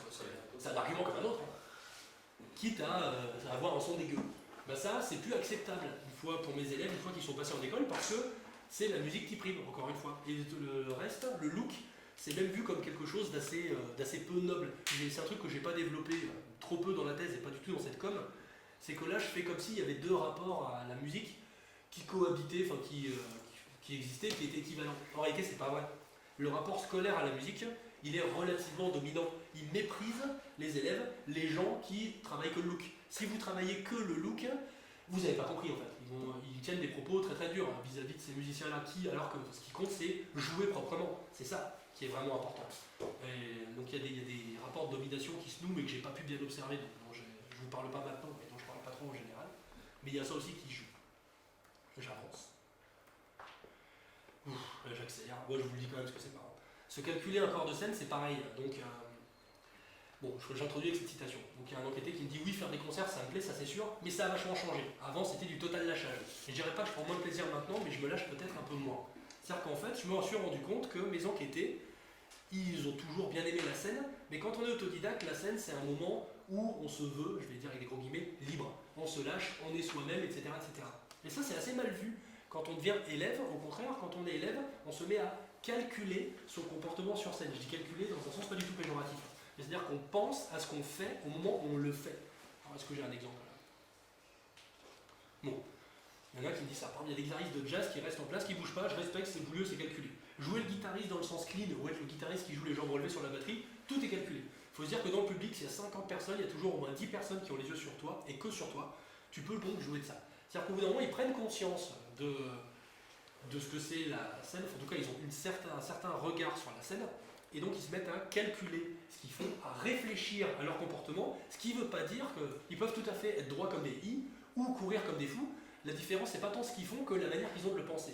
Et désormais, c'est calculé. Avant, on se laissait aller, entre guillemets, parce que de toute façon, au concert, qu'est-ce que c'est? On est sur scène avec ses potes et dans le public, il y a ses potes. Donc on peut y aller franchement. Là, du coup, c'est quelque chose de beaucoup plus précis, où on réfléchit à ce qu'on fait. Je pense que Samuel Chagnard en parlera certainement beaucoup mieux que moi par la suite, mais la scène, c'est un endroit un peu particulier où on a conscience qu'on joue un rôle et qu'on doit se comporter d'une certaine manière parce que le contexte appelle que vous vous comportiez, enfin, que vous réfléchissiez un minimum à ce que vous faites. Quoi. Vous ne pouvez pas, entre guillemets, pas faire n'importe quoi. Ou vous pouvez faire n'importe quoi, mais il faut que ce soit assumé et calculé. Donc en gros, ce que je veux dire, c'est que là encore, on réfléchit vraiment à la musique. C'est encore une fois, c'est la musique qui est pensée. On n'est plus avec ses potes, on n'est plus en train de faire le foufou, on réfléchit à sa prestation musicale. On peut faire le foufou, mais dans l'optique de servir la musique. On estime qu'à ce moment-là du morceau, c'est une bonne idée qu'on headbang tous, par exemple. Super. Mais c'est au service de la musique. Vous voyez un peu le truc. Et enfin, je vais peut-être conclure sur le 5. Alors, le gros changement, ça c'est le truc le plus évident, je l'ai mis à la fin, mais c'est que tous les élèves m'ont dit la grosse différence, c'est que maintenant je comprends ce que je joue. Donc ils basculent dans ce que j'appelle une approche théorique de la musique. Là, je vous ai mis une autre citation de Bernard Lahire, donc, que j'ai déjà cité tout à l'heure, et qui me semble toujours pareil, le rapport au langage des enfants. Je contextualise. Les enfants, ils savent déjà parler avant d'aller à l'école, en fait. On n'apprend pas à parler à l'école, on sait déjà parler. À l'école, on apprend un certain rapport au langage. Là, c'est pareil, les élèves, moi, ils savaient déjà jouer de la musique avant d'aller à l'école. Ils n'ont pas eu besoin d'aller à l'école de musique pour savoir jouer de la musique. Mais à l'école, on leur apprend un nouveau rapport à la musique. Et donc, c'est comparable avec ce qu'il voit Lahire, je pense. Il dit l'enfant était dans son langage, il le tient désormais face à lui et l'observe, le découpe, le souligne, le classe, le range en catégories. Il se servait le langage pour dire ou faire des choses et on pouvait presque ignorer l'existence tellement sa présence était indissociable des situations, des objets, des autres, des intentions, des émotions, des actes.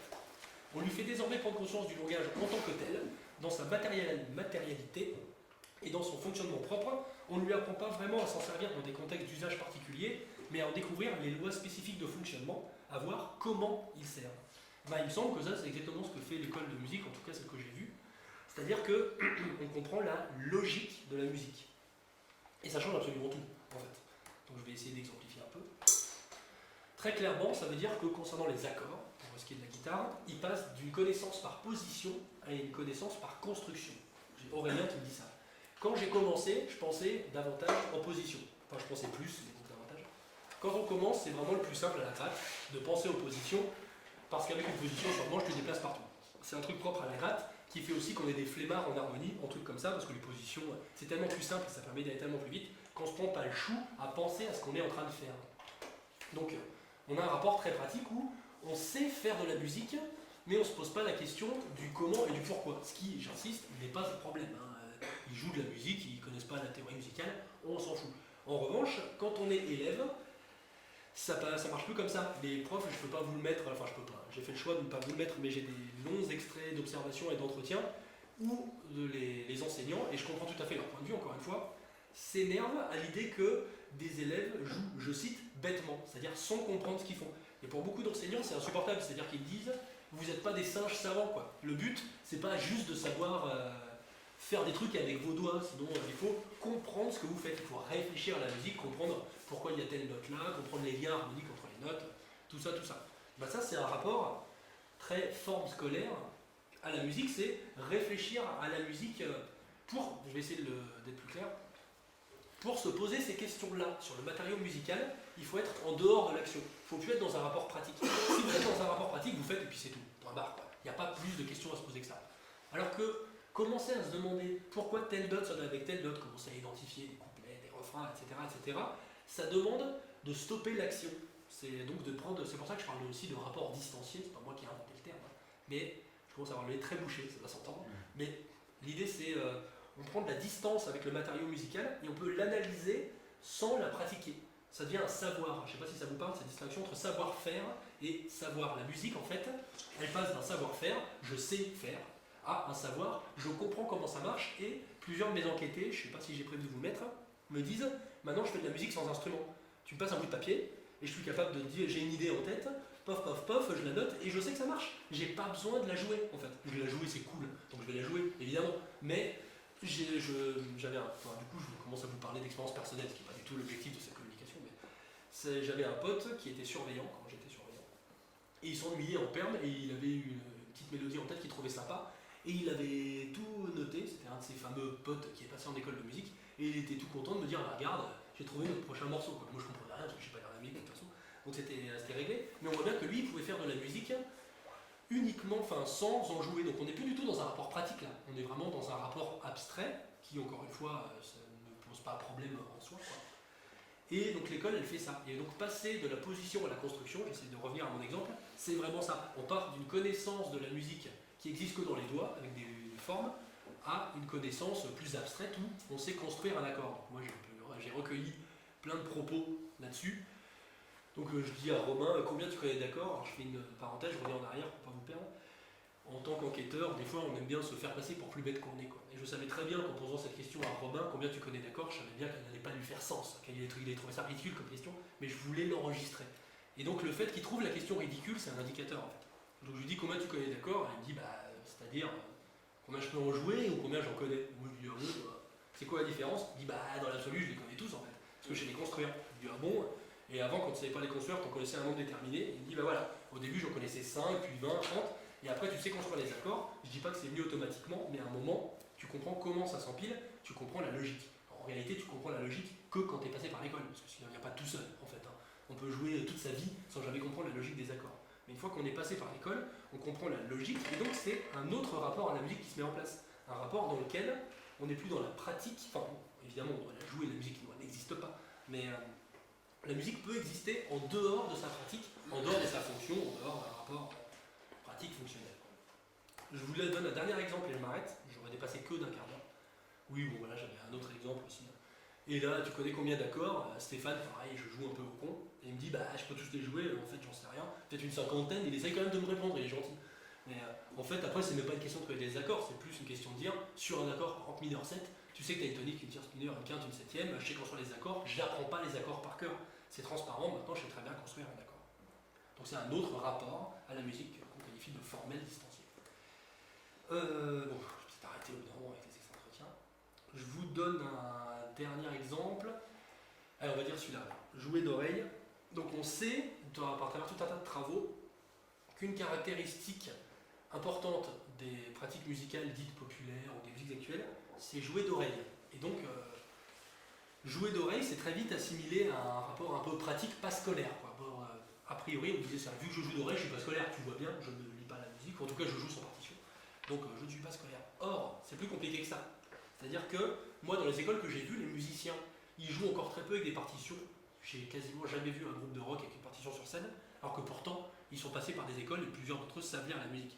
Mais en fait, on peut jouer d'oreille de manière formelle scolaire. Je vais essayer de vous présenter ça en 3 minutes.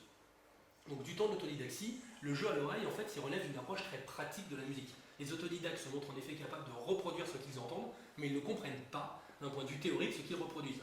La reproduction à l'oreille repose alors, comme le souligne Marc Pernoud, sur des éléments purement pratiques, comme la reconnaissance intuitive d'intervalles, entendre et reproduire une sixte, mais sans pouvoir la désigner comme telle. Le caractère plus ou moins naturel d'un doigté, c'est des choses que les autodidactes le décrivent très bien.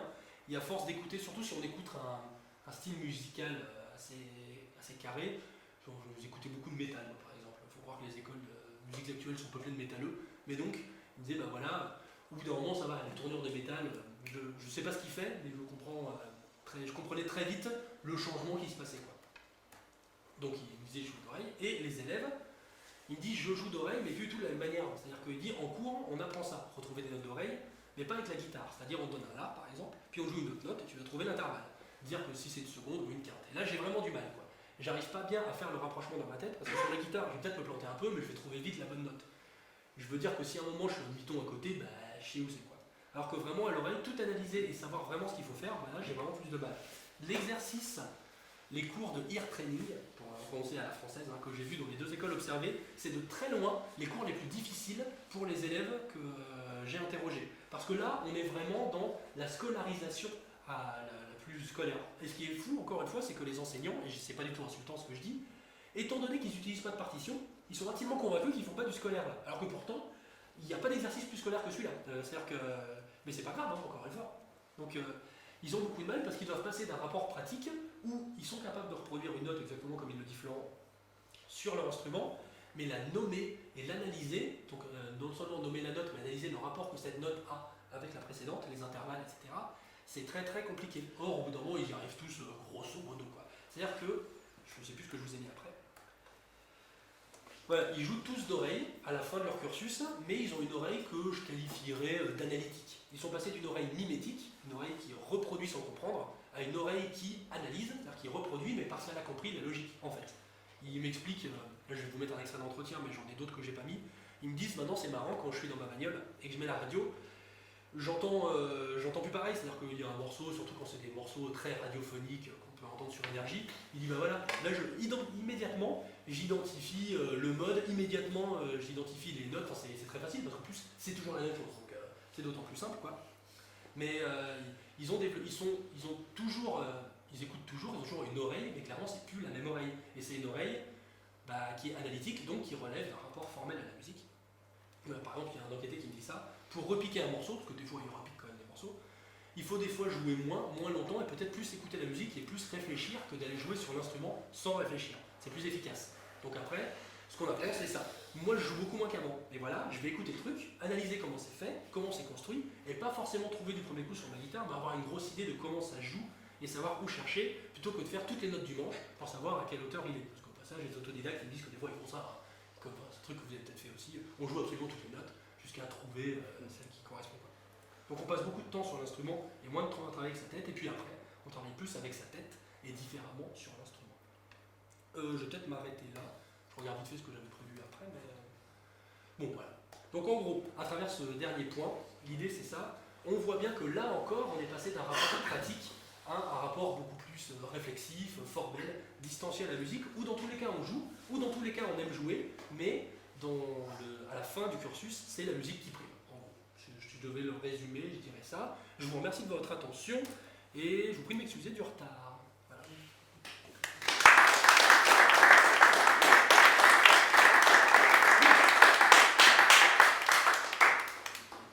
Si vous avez des questions.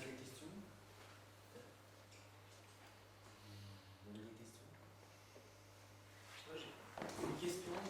Tu as dit, Rémi, qu'en fait on pouvait être autodidacte en travaillant dans une logique de forme scolaire. Oui. Et du coup, est-ce qu'il peut exister une école où il n'y a pas de forme scolaire?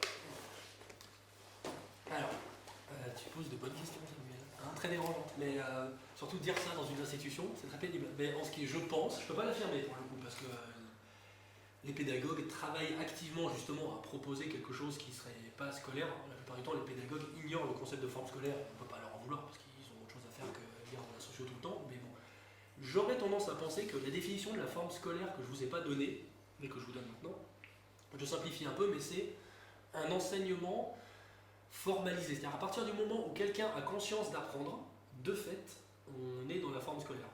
Donc ce que dit Bernard Laïe, ton directeur de thèse, normalement tu ne peux pas t'y opposer, c'est que à partir du moment où on identifie une situation d'apprentissage, nécessairement on est dans la forme scolaire. Donc de fait, j'aurais tendance à dire que une institution, quoi qu'elle fasse sur un plan pédagogique, ne pourra pas rompre avec la forme scolaire. La forme scolaire, si vous voulez, c'est un sol. On peut modifier la pédagogie sur ce sol, on peut changer la manière d'apprendre, mais on ne remet pas en question la forme scolaire tant que la situation d'apprentissage est clairement identifiée et par un enseignant et par un enseigné. Vous voyez un peu le truc, qui peuvent ne pas s'appeler comme ça. Mais moi, j'aurais tendance à penser, mais j'espère pour eux que les pédagogues ils arriveront à montrer le contraire, les didacticiens aussi, mais a priori, je pense qu'effectivement, aucune institution d'enseignement ne pourra rompre avec la forme scolaire. Et si je prolonge un peu ce que tu veux peut-être me faire dire, mais c'est peut-être pas le cas, mais c'est pas grave, j'aurais tendance à penser que les institutions, elles ont tout à gagner, plutôt que de chercher à se déscolariser, parce que je pense que c'est pas possible, en fait, elles auraient tout à gagner à accepter et à assumer leur positionnement scolaire. Parce qu'encore une fois, j'insiste là-dessus, mais moi, les élèves que j'ai rencontrés sont ravis de ce qui leur est enseigné. Et c'est des situations, je l'ai dit à plusieurs reprises dans ma communication, mais c'est des situations très curieuses où l'enseignant est presque déçu du compliment que lui fait son élève. On voit quand même pas ça souvent. L'élève lui dit ah, c'est merveilleux, grâce à toi j'ai appris l'harmonie, et lui il est très déçu parce qu'il va nous dire que l'harmonie c'est un carcan qui enferme. Mais bon, on pourrait en débattre. Mais ce qui est sûr, c'est que les élèves eux, ils sont très contents d'avoir appris ça. Donc j'aurais tendance à penser que plutôt que d'essayer de rompre avec le côté scolaire de l'enseignement, on ferait mieux de l'assumer. Conseil que je donnerais par ailleurs, si je peux me permettre, mais en fait je me permets, que je pourrais donner à l'éducation nationale en général, c'est-à-dire assumer le rapport scolaire au monde qu'on défend, et en le positionnant, en disant moi ce que je t'enseigne c'est ça. Après comme ça tu as conscience de ce que je t'enseigne, plutôt que d'essayer, à mon avis, en vain, de se déscolariser. Parce qu'encore une fois, selon la définition de la forme scolaire, telle que ça a été théorisé entre autres par l'AIR, c'est a priori pas possible. Encore une fois, je peux me tromper. Oui. Ce que je trouve intéressant, je me trompe peut-être, mais c'est aussi la façon de se repositionner soi-même en tant que musicien.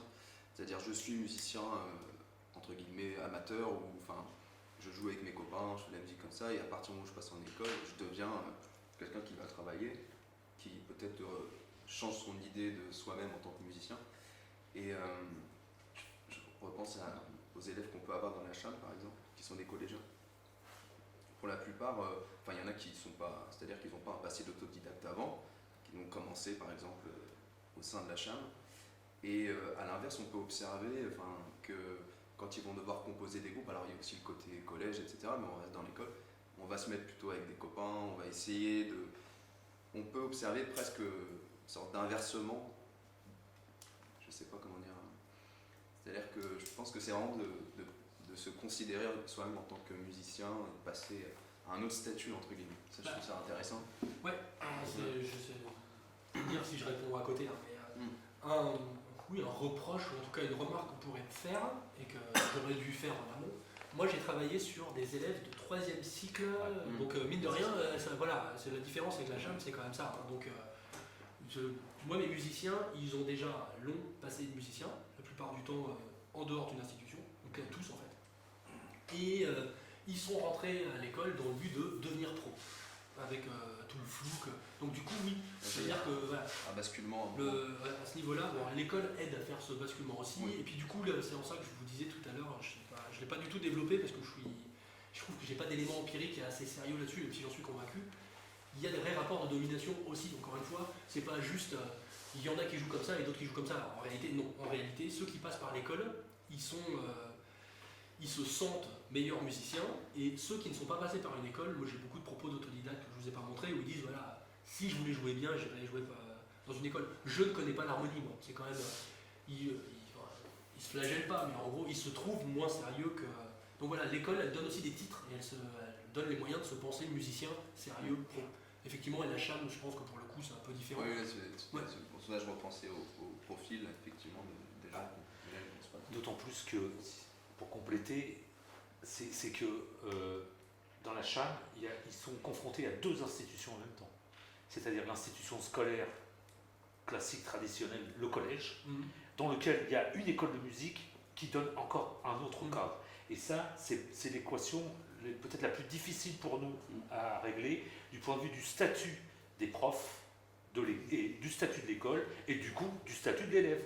C'est-à-dire je suis sur mon temps scolaire, mais je ne suis pas dans l'école initiale, je suis dans une... Vous voyez, et ça, on n'a pas encore tout résolu là-dessus, on est en plein dedans, on y travaille, c'est complexe. C'est complexe. Je voulais me permettre une petite remarque, excuse-moi Olivier, parce que c'était un peu la prolongation de ce qui vient d'être dit. Le statut de l'échantillon que tu as enquêté est quand même particulier, et je trouve que ce qui est particulier, c'est le point de vue de l'école qui accueille ces élèves-là, parce qu'en fait, le 3e cycle signifie qu'on va former des gens, mais dont on présuppose qu'ils sont autodidactes, puisqu'on les sélectionne à un certain niveau, si j'ai bien compris. Ouais. C'est un 3e cycle. Donc c'est quand même un positionnement qui est quand même particulier. C'est-à-dire qu'on ne prend pas, c'est pas une formation initiale où les gens viennent à apprendre à jouer d'un instrument, ce qu'on appelle la formation initiale. C'est-à-dire qu'on les accueille, on présuppose qu'ils ont un niveau, et ils en ont un, sinon ils ne rentrent pas dans l'école. Donc on accueille des gens qui se sont auto-formés, qui sont donc bel et bien des autodidactes, et à qui on propose un enseignement. Donc c'est quand même pas... c'est quelque chose d'assez précis, enfin, donc il convient de prendre conscience, je pense. Ouais. C'est assez précis, tout en étant... comment dire, c'est pas particulier pour autant, c'est-à-dire que alors ça a peut-être changé depuis mon enquête. Moi j'ai bouclé mon terrain en 2010 ou 2011, les choses ont pu bouger en 5-6 ans, mais moi, la totalité des promotions que je voyais, ils n'avaient pas pris de cours avant. Il semblerait que statistiquement ça se vérifiait il y a encore quelques années, il faudrait faire une nouvelle enquête statistique, mais On commence par les musiques actuelles en école de musique. Pour l'instant, il y a l'exemple de la CHAM, évidemment, contre-exemple. Mais de ce qu'on en voit statistiquement, c'est vraiment quelque chose qui commence en dehors de toute institution. Et sur le coup des 20 ans, je vais pas. C'est un truc que j'aurais pu développer, mais la plupart du temps, c'est après un parcours universitaire un peu chaotique. On envisage de devenir musicien pro et d'intégrer ces écoles-là. Donc cette population, elle est particulière, mais il semblerait que les troisième cycles, de fait, c'est ces musiciens-là qui se présentent à eux. Vous voyez un peu le truc? C'est-à-dire que oui, c'est particulier, mais ils font avec ce qu'ils ont, et en réalité, ils ont surtout ces musiciens-là qui viennent. Donc s'ils en avaient d'autres, s'ils en avaient en formation initiale, qui feraient le premier cycle avec eux, le deuxième cycle avec eux, ils seraient certainement très contents de les prendre en troisième. Mais le premier et le deuxième cycle, dans les écoles que j'ai vues, sont déserts en réalité. Il n'y a vraiment pas grand monde. Hein. Il semblerait que c'est en troisième cycle qu'autour de 18-20 ans, on se réveille et qu'on se dit bon allez, si j'essayais entre guillemets de passer au niveau supérieur. Mais du coup, ça peut changer avec le coup des chams. Maintenant, si on les accompagne plus tôt, ça va changer forcément. Oui. Et une chose, d'abord, c'est le statut des écoles aussi, parce que ce sont des écoles agréées par l'État. Oui. Ce ne sont pas des écoles, parce que les écoles de musique actuelles qui font de la formation professionnelle, il y en a dans le secteur privé, elles sont nombreuses, parfois elles sont très lucratives aussi, et elles forment un certain modèle de musicien qui n'est pas forcément le même que le modèle du musicien promu par le système issu des conservatoires. Et alors, ce qui m'intéressait de savoir, c'était la destinée de ces gens. Parce que certes, ils se destinent à une logique professionnelle. J'ai là, parce que je voulais vous le présenter, les chiffres du ministère de la Culture qui montrent que la scolarisation de la pratique a aussi, et la non prise en compte du fait qu'une pratique puisse exister pour elle-même, a pour conséquence qu'il y a 68% d'évaporation du premier cycle, et puis ensuite 24% du deuxième, 8%, enfin bref, il reste à la fin, dans les cycles spécialisés, 1%, j'ai les chiffres là, des gens qui sont rentrés en premier cycle dans le cursus. Donc ça veut dire les 1% de gens qui se destinent à la professionnalisation, c'est 1% des autres qui ont fait de la musique. Et entre-temps, ils ont commencé à apprendre la musique et se sont arrêtés dans le système scolaire qui leur est proposé, qui s'appelle le conservatoire ou l'école de musique. Ils se sont arrêtés, mais généralement, ce qu'on sait aussi, c'est qu'ils arrêtent toute pratique musicale. En tout cas, toute pratique musicale du groupe, fondé, enfin, qui a un sens pour lui-même. Ça veut dire que le processus de scolarisation a il y a une sélection avant, puisque tu dis bien que tout le monde ne vient pas là, il y a un biais sociologique, enfin, de catégorie de personnes qui rentrent là, et il y a le deuxième biais, c'est que le fait de passer dans le système scolaire a aussi des conséquences sur la nature de la pratique qu'on fait quand on a arrêté. Quelle est ma pratique quand j'ai fait 4 ans de musique dans une école? Aucune. Parce qu'il n'y a pas de pratique pour les gens qui ont 4 ans de musique.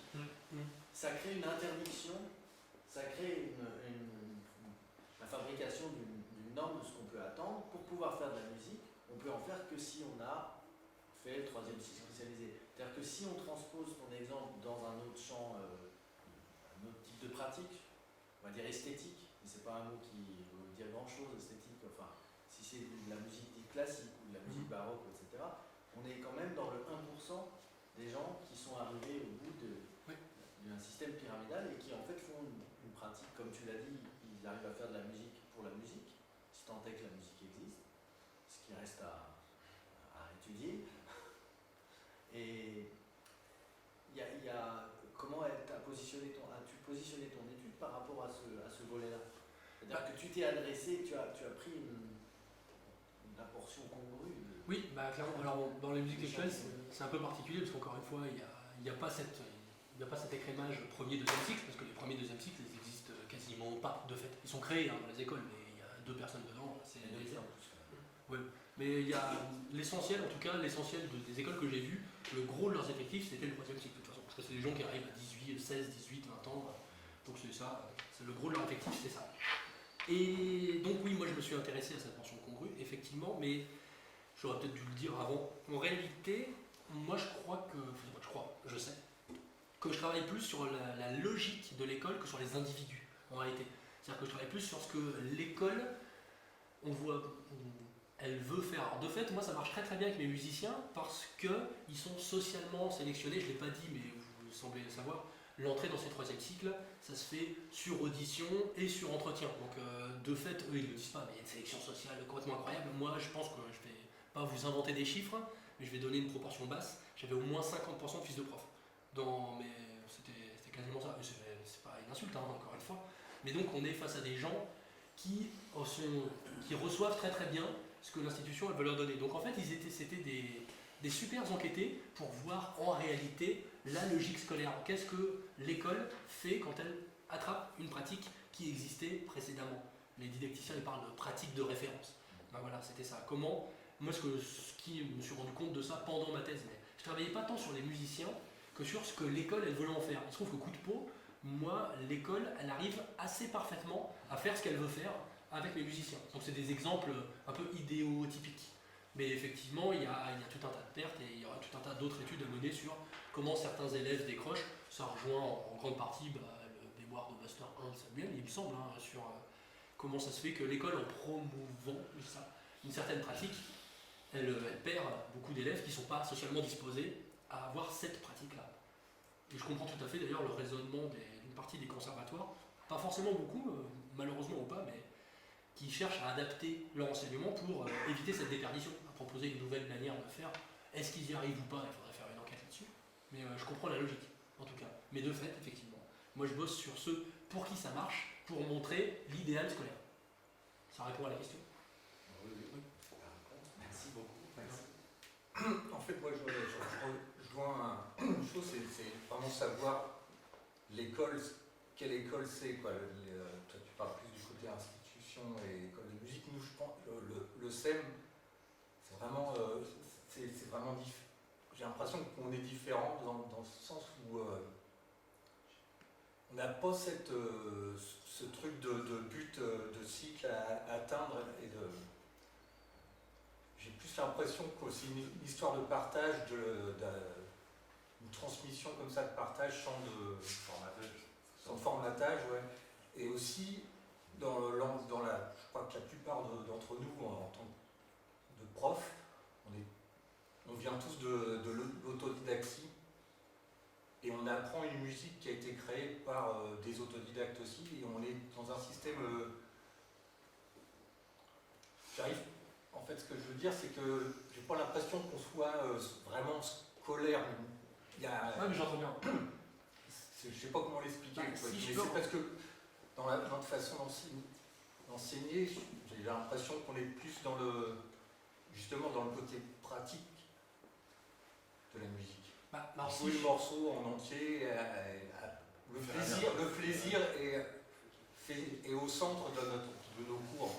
Bah, là aussi, dans les écoles, je vais essayer de répondre en plusieurs temps. Je pense qu'il y a certainement des nuances. Encore une fois, moi j'ai vu des écoles de 3e cycle avec une population particulière qui avait, j'allais dire une pédagogie particulière, mais même pas, parce que du coup je vous ai pas développé ça. Mais moi, les profs que j'ai vus, ils se revendiquent non scolaires, hein, tous. Hein, et, sans manque de respect aucun, ils m'ont dit nous on défend un apprentissage pratique. Bon.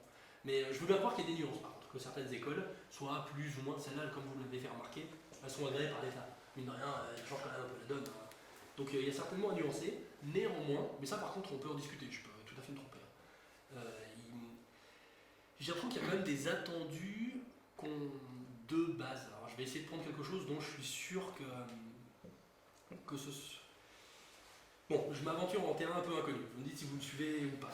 Faire, je pense à ça parce qu'il y a Samuel, je fais beaucoup référence à Samuel, c'est vraiment gentil, mais il y a faire de la musique sur scène, c'est quelque chose qui n'est pas questionné. C'est complètement évident, à la fin de l'année, il faut faire un concert. Bon.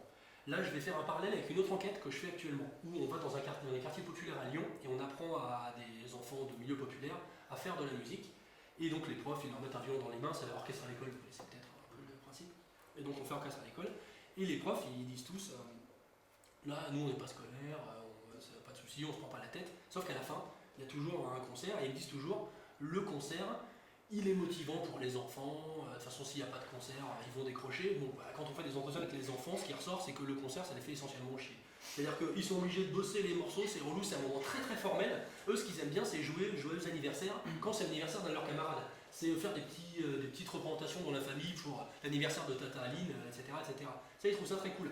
Mais donc, du point de vue de l'enseignant, qui n'a pas l'impression d'être scolaire à ce moment-là, il dit il faut faire un concert. Or, un concert, en réalité, c'est vraiment un rapport formel à la musique. C'est un lieu, un temps consacré à la musique, quelqu'un qui fait de la musique, des autres qui le regardent sagement, en silence, pour pas lui manquer de respect. En réalité, tout ça, c'est extrêmement c'est empli de rapports formels à la musique, un concert. C'est tellement évident qu'on ne le voit plus. Mais un concert, il n'y a rien de plus formel, en réalité. Et donc, des enseignants, je vous inclus pas dedans, et encore une fois, j'insulte, c'est pas du tout une volonté d'être insultant, hein. Mais on peut tout à fait être scolaire sans s'en rendre compte. Et typiquement, moi, les intervenants orchestres à l'école, je vois bien qu'ils tombent là-dedans. C'est pas grave, en réalité, il n'y a pas de problème, quoi. Mais avec cette idée qui est évidente qu'il faut faire un concert, ils ne se rendent pas compte que c'est scolaire, en fait, à ce moment-là. Faire un concert de fin d'année, c'est scolaire, point barre, ça ne se discute pas. Après, on l'assume pas, mais c'est scolaire. Vous voyez un peu le truc. Donc je ne nie pas que vous soyez moins scolaire que ce que j'ai présenté, et d'une certaine manière, je vous le souhaite si c'est ce que vous souhaitez aussi. Par ailleurs, je pense que la forme scolaire, elle est tellement présente, elle est tellement prégnante, que parfois on l'est malgré soi, en fait. Parce qu'il y a des choses qui sont compliquées à interroger, on est pris dedans, en fait, on est des êtres sociaux pris dans le monde social. Et voilà, donc c'est à nuancer, néanmoins, j'aurais tendance à penser qu'elle est toujours un peu là quand même, sur certains points. Non, mais je pense qu'il y a un mélange on arrive à je sais pas, j'ai l'impression qu'on a un bon mélange en fait du côté pratique et scolaire. Quoi. Ah bah tant mieux. Mais j'insiste. J'ai l'impression que parce qu'on est à l'intérieur et qu'on a toujours amélioré les choses. J'ai l'impression que le côté plaisir, on le retrouve encore. Après, c'est différent aussi. C'est vrai que dans l'histoire de la CHAM, c'est pas le même rapport que dans nos cours habituels. Mais je vous coupe, encore une fois, j'insiste là-dessus, vous utilisez là beaucoup la notion de plaisir, vous avez raison, mais il ne faut pas partir du principe qu'un cours scolaire c'est chiant, parce que c'est pas vrai en réalité. Hein. On peut prendre beaucoup de plaisir. Moi, je suis universitaire, j'ai pris beaucoup de plaisir à aller à la fac, ça peut paraître surprenant, mais j'adorais, et j'adore encore, être assis et écouter des conférences. En fait, le scolaire n'est pas synonyme de chiant. Donc c'est pour ça, vous avez le droit de pas être scolaire, ça ne me pose aucun problème, on pourrait essayer de regarder ça, mais associer le scolaire au chiant, je pense que c'est une erreur. Il y a tout un tas d'élèves qui sont certes socialement situés, c'est un peu inégalitaire, il n'y a pas de problème, mais en réalité, dire nous on n'est pas scolaire parce qu'on n'est pas chiant, je pense que c'est faux. C'était pas ça que je voulais dire. Non, mais. non. Sébastien qui voulait parler, puis après Étienne. Oui, c'est pour rebondir à ce que tu disais, Olivier. Moi, je pense que. Enfin, j'ai pas de problème avec ça. Je sais que mes cours ont une grande part scolaire dedans. Je pense que c'est pas parce qu'on enseigne aussi le rock ou les musiques actuelles qu'on va être moins scolaire, puisque finalement je me rends compte, moi je me suis posé ces questions-là, enfin vous aussi, mais dernièrement je me suis dit oui, on enseigne une partie d'un répertoire avec des techniques instrumentales, etc. Qu'est-ce qui nous différencie vraiment d'une autre école, etc. Alors, il y a plein de choses qui peuvent différencier, mais je pense qu'il y a plein de choses aussi qui sont finalement les mêmes. Et je pensais au fait qu'on fait de la musique, c'est-à-dire que le rapport social à la musique qu'on peut avoir en dehors de l'école, puisqu'on fait de la musique pour voir des gens, etc. Aussi, il se fait aussi dans le fait d'aller prendre un cours de musique et d'avoir un rapport social avec le professeur, etc. Enfin, du coup, on fait aussi de la musique pour se faire plaisir dans l'école. Enfin, voilà, je voyais pas si scindé que ça. Oui, je comprends l'idée. Enfin, dans ce que voulait dire Olivier, si tu me permets de plonger ce que tu disais, Olivier, on peut tenter de parler d'une forme scolaire, mais qui serait un genre d'entre-deux, avec le côté très formalisé, avec le savoir très à distance, comme tu l'as décrit tout à l'heure, et quelque chose qui appartient à l'autodidactie. Je veux parler de la séparation des enseignements, parce que très clairement, tu l'as dit au début, les élèves, ils ont des cours d'instruments, ils ont de la formation musicale, ils ont pratique, ils ont harmonie, ear training et je ne sais quoi. Nous tentons actuellement de faire tout ça en même temps. D'accord. Et cet endroit où se rejoignent tous les enseignements, je pense que c'est un... Enfin, tout ça est expérimental, mais nous pensons que c'est probablement une tentative pour faire en sorte qu'on garde ce côté proche de l'autodidaxie, c'est-à-dire j'apprends un peu tout comme je peux et éventuellement j'essaie de comprendre parce que les autodidactes se donnent les moyens, ils en ont maintenant en ligne pour tenter de le faire. Mais en tout cas, de se dire si je commence à séparer les enseignements, je reproduis un mode scolaire, je ne sors pas de l'école, je suis toujours à l'école, mais la façon d'éclater tous les savoirs et qui sous-entend que l'élève est obligé de reconstituer lui-même tout ce patrimoine en un savoir unique, et c'est ça qui est bien difficile, particulièrement en musique, mais pas que, et ben, nous tentons actuellement, et c'est déjà bien fait, puisqu'on a abandonné les cours de formation musicale depuis maintenant assez longtemps, presque 15 ans je crois, et donc déjà ce côté je pratique et je comprends ce que je fais se déroule au même endroit, et dans le même moment. Voilà. Il y avait Étienne qui avait une question. Oui, en fait, c'était une question même temps de réflexion, déjà un questionnement par rapport au travail d'enquête qui a été fait. Au-delà des données empiriques observées, notamment sur les modalités d'apprentissage, les perceptions, etc., qu'en est-il sur la transformation, puisque c'était un peu annoncé, la transformation de la musique et de l'acte musical. Ça, c'est la première chose. Ensuite, la deuxième chose qui revient depuis déjà un petit moment, nous-mêmes on est assez confrontés à ça, c'est, disons, la tendance à la restriction des concepts. Le scolaire, est-ce que le scolaire peut s'envisager uniquement que sur une modalité? Et je crois que ça, c'est un élément qui est très très important, puisqu'on voit bien, c'est ce qu'il était, j'oublie son nom, il posait également. C'est les questions aussi de hiérarchie et de rapport de force entre des institutions scolaires différentes qui ont plus ou moins de légitimité en fonction des pratiques et qui ont un arrière-plan social encore plus violent et d'une violence folle.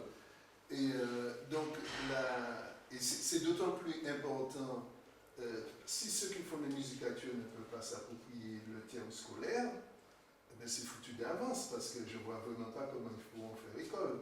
Donc, là, il y a un enjeu et surtout parce que alors, pour se défendre de ne pas être dans les travers d'une certaine modalité, une certaine manière de faire du scolaire qui entre guillemets, poserait problème, sauf si on découvre que finalement, on aurait une musique absolument extraordinaire qui se produit dans le cadre des conservatoires, qui est différente des autres, pourquoi pas.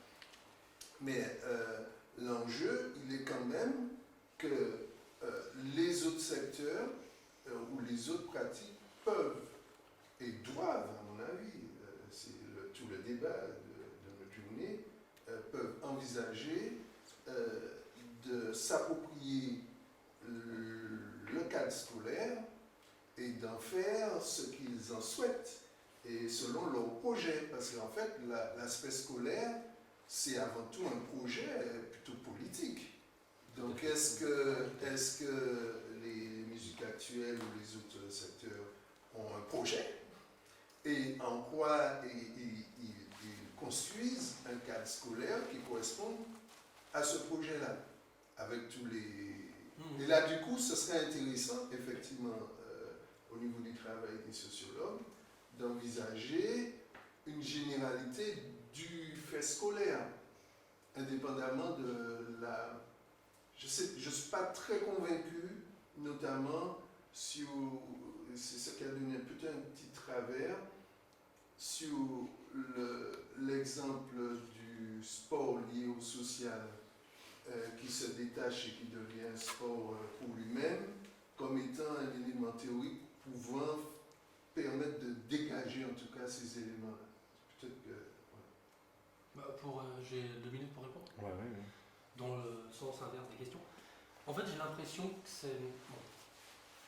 c'est une question d'échelle d'analyse. Moi, par exemple, quand je vous disais que c'est mon travail, il pouvait être mal reçu, c'est certainement parce que je ne le présente pas bien. Après ça, mais on pouvait me dire au bout d'un moment, ah bah oui, mais si on t'écoute, toi, du coup, il y a zéro différence entre les écoles de musique actuelles et puis le conservatoire, quoi. Parce que tout est forme scolaire, super, c'est indissocié. Et effectivement, c'est un peu idiot, parce qu'il y a bien des différences. C'est une question de où on se place. J'ai fait le choix, qui est critiquable, de me mettre du coup très haut. Et si on regarde très très haut, bah oui, il y a de la forme scolaire. En fait, c'est difficile de voir les nuances. Par contre, ce serait idiot de nier qu'un conservatoire de musique classique, c'est évidemment pas la même chose qu'une école de musique actuelle. Tout dépend, mais plus on s'approche, au bout d'un moment, tout est différent. C'est-à-dire, je vais vous trouver des différences entre les écoles, entre les profs. À une certaine échelle, on peut toujours trouver de la différence. Donc, je ne dis pas que c'est pas pertinent d'ailleurs. Mais j'ai fait le choix, dans le cadre de mon travail, de me mettre assez haut. Ce qui fait qu'effectivement, je vais plutôt mettre le doigt sur les ressemblances entre conservatoire et musique actuelle, ce qui est pas forcément très malin et qui peut passer pour de la provoque des fois. Mais du coup, voilà un peu, ceci explique cela. Je pense qu'effectivement, si je réponds un peu à la remarque, en se rapprochant un peu plus à un point de vue qu'on peut qualifier de mezzo, admettons que moi je suis macro par exemple, à un point de vue plus mezzo, je pense qu'on pourrait commencer à avoir des différences un peu plus significatives et on pourrait dégager un projet, une appropriation de la forme scolaire qui serait éventuellement spécifique aux musiques actuelles et qui différerait de l'appropriation de la forme scolaire des conservatoires. Ça me paraît pas idiot, quoi. Et si on s'approche encore plus près, je pense qu'on ferait des différences aussi, ça rejoint la remarque de tout à l'heure, entre les écoles de musique actuelles, il y en a des plus comme ci et des plus comme ça. Tout dépend du point de vue. Moi, perso, je trouve que plus on s'approche, au bout d'un moment, je trouve qu'on perd de la connaissance. L'effet de connaissance, il est plus assez important pour me satisfaire moi. Si on arrive à la conclusion que tout le monde est différent, bon, c'est sympa, mais est-ce qu'on a vraiment besoin de la sociologie pour arriver à la conclusion que tout le monde est différent? Je suis pas complètement sûr, quoi. Donc j'ai fait le choix d'aller très loin, trop choix qui se discute. Je pense qu'on aurait tort d'aller trop près, parce que si on va trop près, on ne dit plus rien. Et enfin, pour répondre à l'autre question qui m'a été posée et qui est vraiment très cool, qu'est-ce que ça change sur la musique? J'avais prévu de vous le montrer, je ne l'ai pas fait. Je vais très vite. Le fait d'avoir des connaissances théoriques, très clairement, ça... je vais aller vraiment très vite, donc je simplifie un peu. Ça complexifie considérablement les musiques actuelles. C'est-à-dire que pour faire simple, moi, ils sont mes élèves d'école de musique, à la base, ils aimaient bien le punk. Et là, ils sont tous fans de groupes extrêmement, Gojira, tous les groupes qui ont des rythmiques complètement incroyables, enfin qui sont des machines un peu de ce point de vue-là, ou une richesse harmonique qui est complètement dingue, quoi, par rapport à ce qu'ils écoutaient auparavant. Je simplifie un peu parce que par ailleurs, ils peuvent me dire, des fois j'aime bien jouer des trucs simples, mais en réalité, quand ils me disent ça, identifier un truc simple, c'est déjà avoir un rapport théorique à la musique en fait. Donc ils jouent des trucs simples, mais ils ont quand même un rapport distancié théorique parce qu'ils identifient la simplicité, là où auparavant, c'était juste de la musique en fait, ils ne voyaient pas de différence entre Gojira et NoFX par exemple.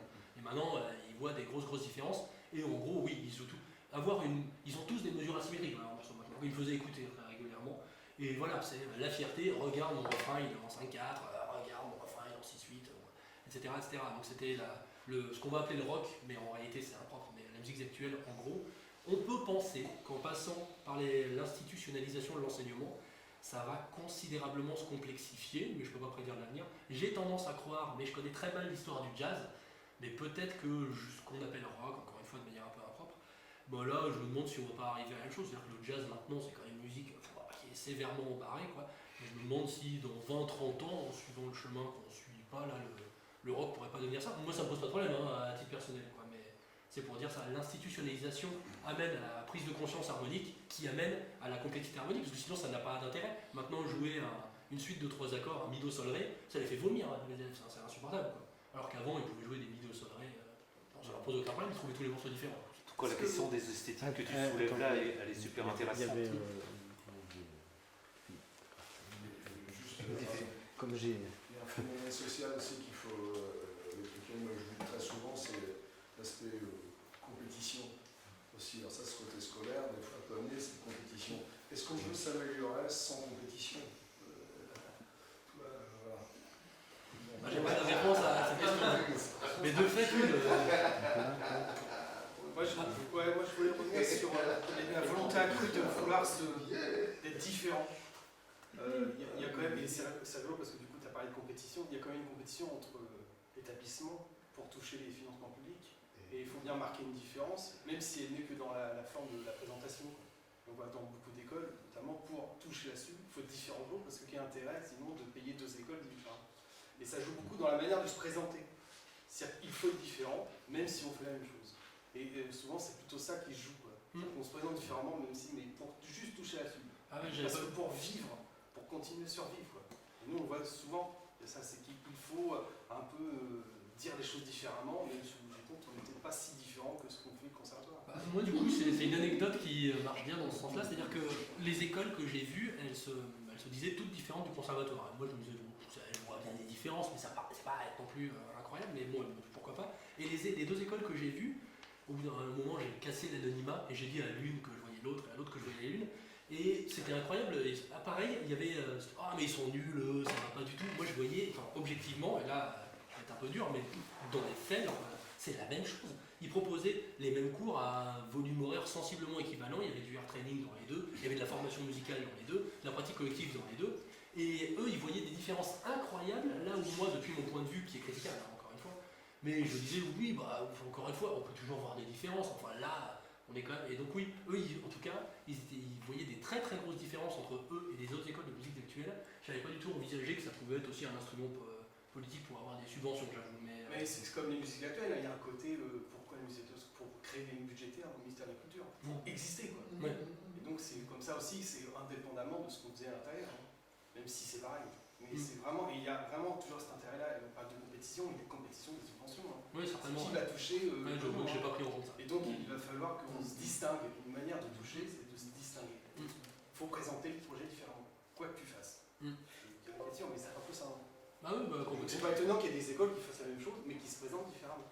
Parce qu'au moins, dans l'institution, on va pouvoir toucher. En tout cas, l'endroit où elles se rejoignent le mieux, et tu viens de le dire, c'est quand même que c'est sur le terrain de la formation professionnelle. Parce que là, il s'agit bien de ça. C'est important. Parce que là, on parle vraiment d'un profil d'élève extrêmement précis. Donc, c'est forcément une élite, d'une manière ou d'une autre, puisqu'il y a des sélections qui se font, soit socialement par l'argent dans les écoles privées, c'est 5 000 € l'année dans une école, il faut le dire, ou pas dans l'école publique, mais en tout cas, finalement, et c'est vrai, on sait bien que les cursus sont quasiment les mêmes, mais ils ne sont pas sanctionnés forcément par les mêmes diplômes, mais dans les deux cas, ils existent. Là, je ne l'ai pas dit d'ailleurs, mais moi, il y avait une école publique que j'ai vue et une école associative agréée par l'État. Donc, mais encore une fois, c'est agréé par l'État, c'est à vocation professionnalisante. On pourrait parler longtemps aussi du terme professionnel, qui est amateur professionnel, on ne sait pas vraiment ce que ça veut dire. Ou en tout cas, on se fait croire qu'on sait ce que ça veut dire, mais si on creuse, c'est vite très très compliqué, quoi. Donc oui, je suis assez d'accord là-dessus. Vous avez raison, je pense, depuis tout à l'heure, de pointer la population spécifique que j'étudie et qui nuance quand même considérablement tout ça. Moi, je suis conscient de l'avoir choisi, et je l'ai choisi dans un but précis qui était montrer le but ultime de l'école, quoi. Mais après, oui, vous avez raison, il y a toute une palette. Est-ce que vous avez comparé le nombre de prestations faites à l'année entre les autodidactes et non autodidactes et le rôle à l'économie dans ces deux populations? Nombre de prestations publiques Publiques, rémunérées, pas rémunérées, parce que tout ça rentre, n'est pas innocent sur les formes d'apprentissage et non, c'est vrai que sur la labellisation, et du coup ça a un impact assez fort. Mais alors, du coup, je ne réponds pas vraiment à votre question, mais c'est un élément que je trouvais un peu rigolo. Quand j'ai voulu demander j'ai demandé à mes autodidactes, est-ce que tu joues souvent en public? Et ils m'ont dit, oh non, moi je joue jamais, à part la fête de la musique. Et en fait, je me suis rendu compte que c'était pas vrai ça. Ils jouent très très souvent en public, mais dans des cadres où ils n'ont pas l'impression que c'est une vraie représentation publique, parce qu'il n'y a pas de scène, parce que c'est pas une salle, etc. Ils jouent en soirée, par exemple. Et ils jouent en soirée, en réalité, si on le jeu en soirée, c'est une vraie pratique en public. Hein. Ils jouent dans leurs potes tous les samedis soirs quand même. Et leurs potes chantent, mais ça c'est pas une représentation publique, et puis c'est pas rémunéré en plus. Mais donc ça répond pas vraiment à la question, mais je trouvais qu'il y avait un peu ce côté. Même cette question, si je l'avais posée, elle aurait donné lieu à peut-être des appropriations différentes de la part de mes enquêtés, certains ayant vu une représentation publique, là où d'autres n'en voyaient pas. Et c'est une pratique sociale de référence, pour le cas, pour le coup. Et donc, ça structure la conception qu'on se fait de ce que c'est que de jouer de la guitare. Parce que j'ai vu une prestation publique, et donc forcément ça existe. Il va falloir qu'on aille doucement vers le repas, mais je voulais poser quelques questions. La restitution publique, parce qu'il en a été question tout à l'heure, et tu disais que c'était une forme scolaire, il y avait une contrainte. J'aimerais bien nuancer un petit peu ça, dans le sens où c'est pas l'école qui détermine le cadre de la prestation publique, en fait, il faut bien le reconnaître, c'est l'art en lui-même. Bon, en l'occurrence, la forme musicale, qui est extrêmement ancienne. La représentation publique d'un art, elle est extrêmement ancienne et elle a des contraintes. Par contre, la conséquence que ça a dans une école, c'est que l'objectif de l'année, la représentation publique qu'on demande à nos élèves, contraint les enseignants de l'école à inclure cette notion-là, c'est-à-dire qu'il va falloir travailler le répertoire en conséquence, leur donner un certain nombre d'enseignements qui vont peut-être se faire des fois au détriment, et d'ailleurs c'est une vraie question moi, que je me pose en ce moment, au détriment d'autres enseignements détachés justement de la simple représentation publique. En clair, c'est très chronophage de travailler sur eux. Et là, il y a une vraie question. Mais je ne pense pas que ça soit que c'est l'école enfin que la forme de représentation publique soit en elle-même scolaire. Non, ça c'est vrai, c'est une bonne remarque. En fait, je vais un peu vite à chaque fois. L'école, elle peut faire ce qu'elle fait parce que en fait, c'est plus un moyen. C'est pas elle qui a créé le concert. Du coup, on a une parfaite introduction pour le propos de Samuel, mais déjà la forme concert, Samuel le dira certainement mieux que moi, elle n'est pas aussi ancienne qu'on l'imagine en réalité. C'est-à-dire que pendant longtemps, l'art, qu'on va appeler avec des guillemets et pas avec un A majuscule, il se déroulait pas sur une scène, il se déroulait pas à part. Il y a tout un tas de travaux socio-historiques qui ont montré que Shakespeare, par exemple, quand il écrivait ses pièces, les gens montaient sur scène et mettaient une tarte à Roméo parce qu'ils trouvaient qu'il était pas sympa avec Juliette. Quoi. Donc il n'y a pas eu cette distance-là, elle est relativement récente en fait dans l'histoire. Et l'école, effectivement, c'est pas elle qui a créé le concert, parce qu'au bout d'un moment il est apparu, j'arriverai pas à le dater, mais voilà. Par contre, l'école, elle reprend ces canons-là. Donc oui, c'est pas l'école qui le crée, néanmoins, elle reprend le truc, c'est un tuyau, si vous voulez, un peu. Donc elle fait rien pour sa chambre. Voilà, on va dire ça. Il y a aussi une nécessité de légitimer les fonds attribués. Oui, on parlait d'orchestre à l'école et tout ça. Oui, mais parce que voilà, sans représentation, il n'y a plus la ligne budgétaire. Mais c'est lié, je ne sais pas si ça se réduit à ça. Il y a ça, indéniablement. Mais j'ai l'impression qu'il y a beaucoup d'enseignants qui sont vraiment convaincus que si on ne fait pas de concert de fin d'année, les enfants vont être trop tristes. Moi, le nombre de fois où j'entends ça, et bon, ça ne veut pas. En tout cas, les enfants que j'ai vus, ça leur poserait aucun problème qu'on fasse pas ça. C'est plus un moyen de stress. Ça ne fait plus stresser qu'autre chose, hein, la plupart du temps. Je parle d'enfants de 8 ans, etc. Mais j'ai l'impression qu'ils y croient aussi, pour le coup, à tort. Mais il y a aussi certainement un côté politique. Bon, il y a quand même la question que l'art rencontre son public quand même à un moment. Enfin, ça, c'est aussi. Ils pourraient le rencontrer dans d'autres cadres, en soirée, quand ils jouent du Nirvana dans leur soirée du samedi soir. Là, rencontre aussi son public. Tout à fait.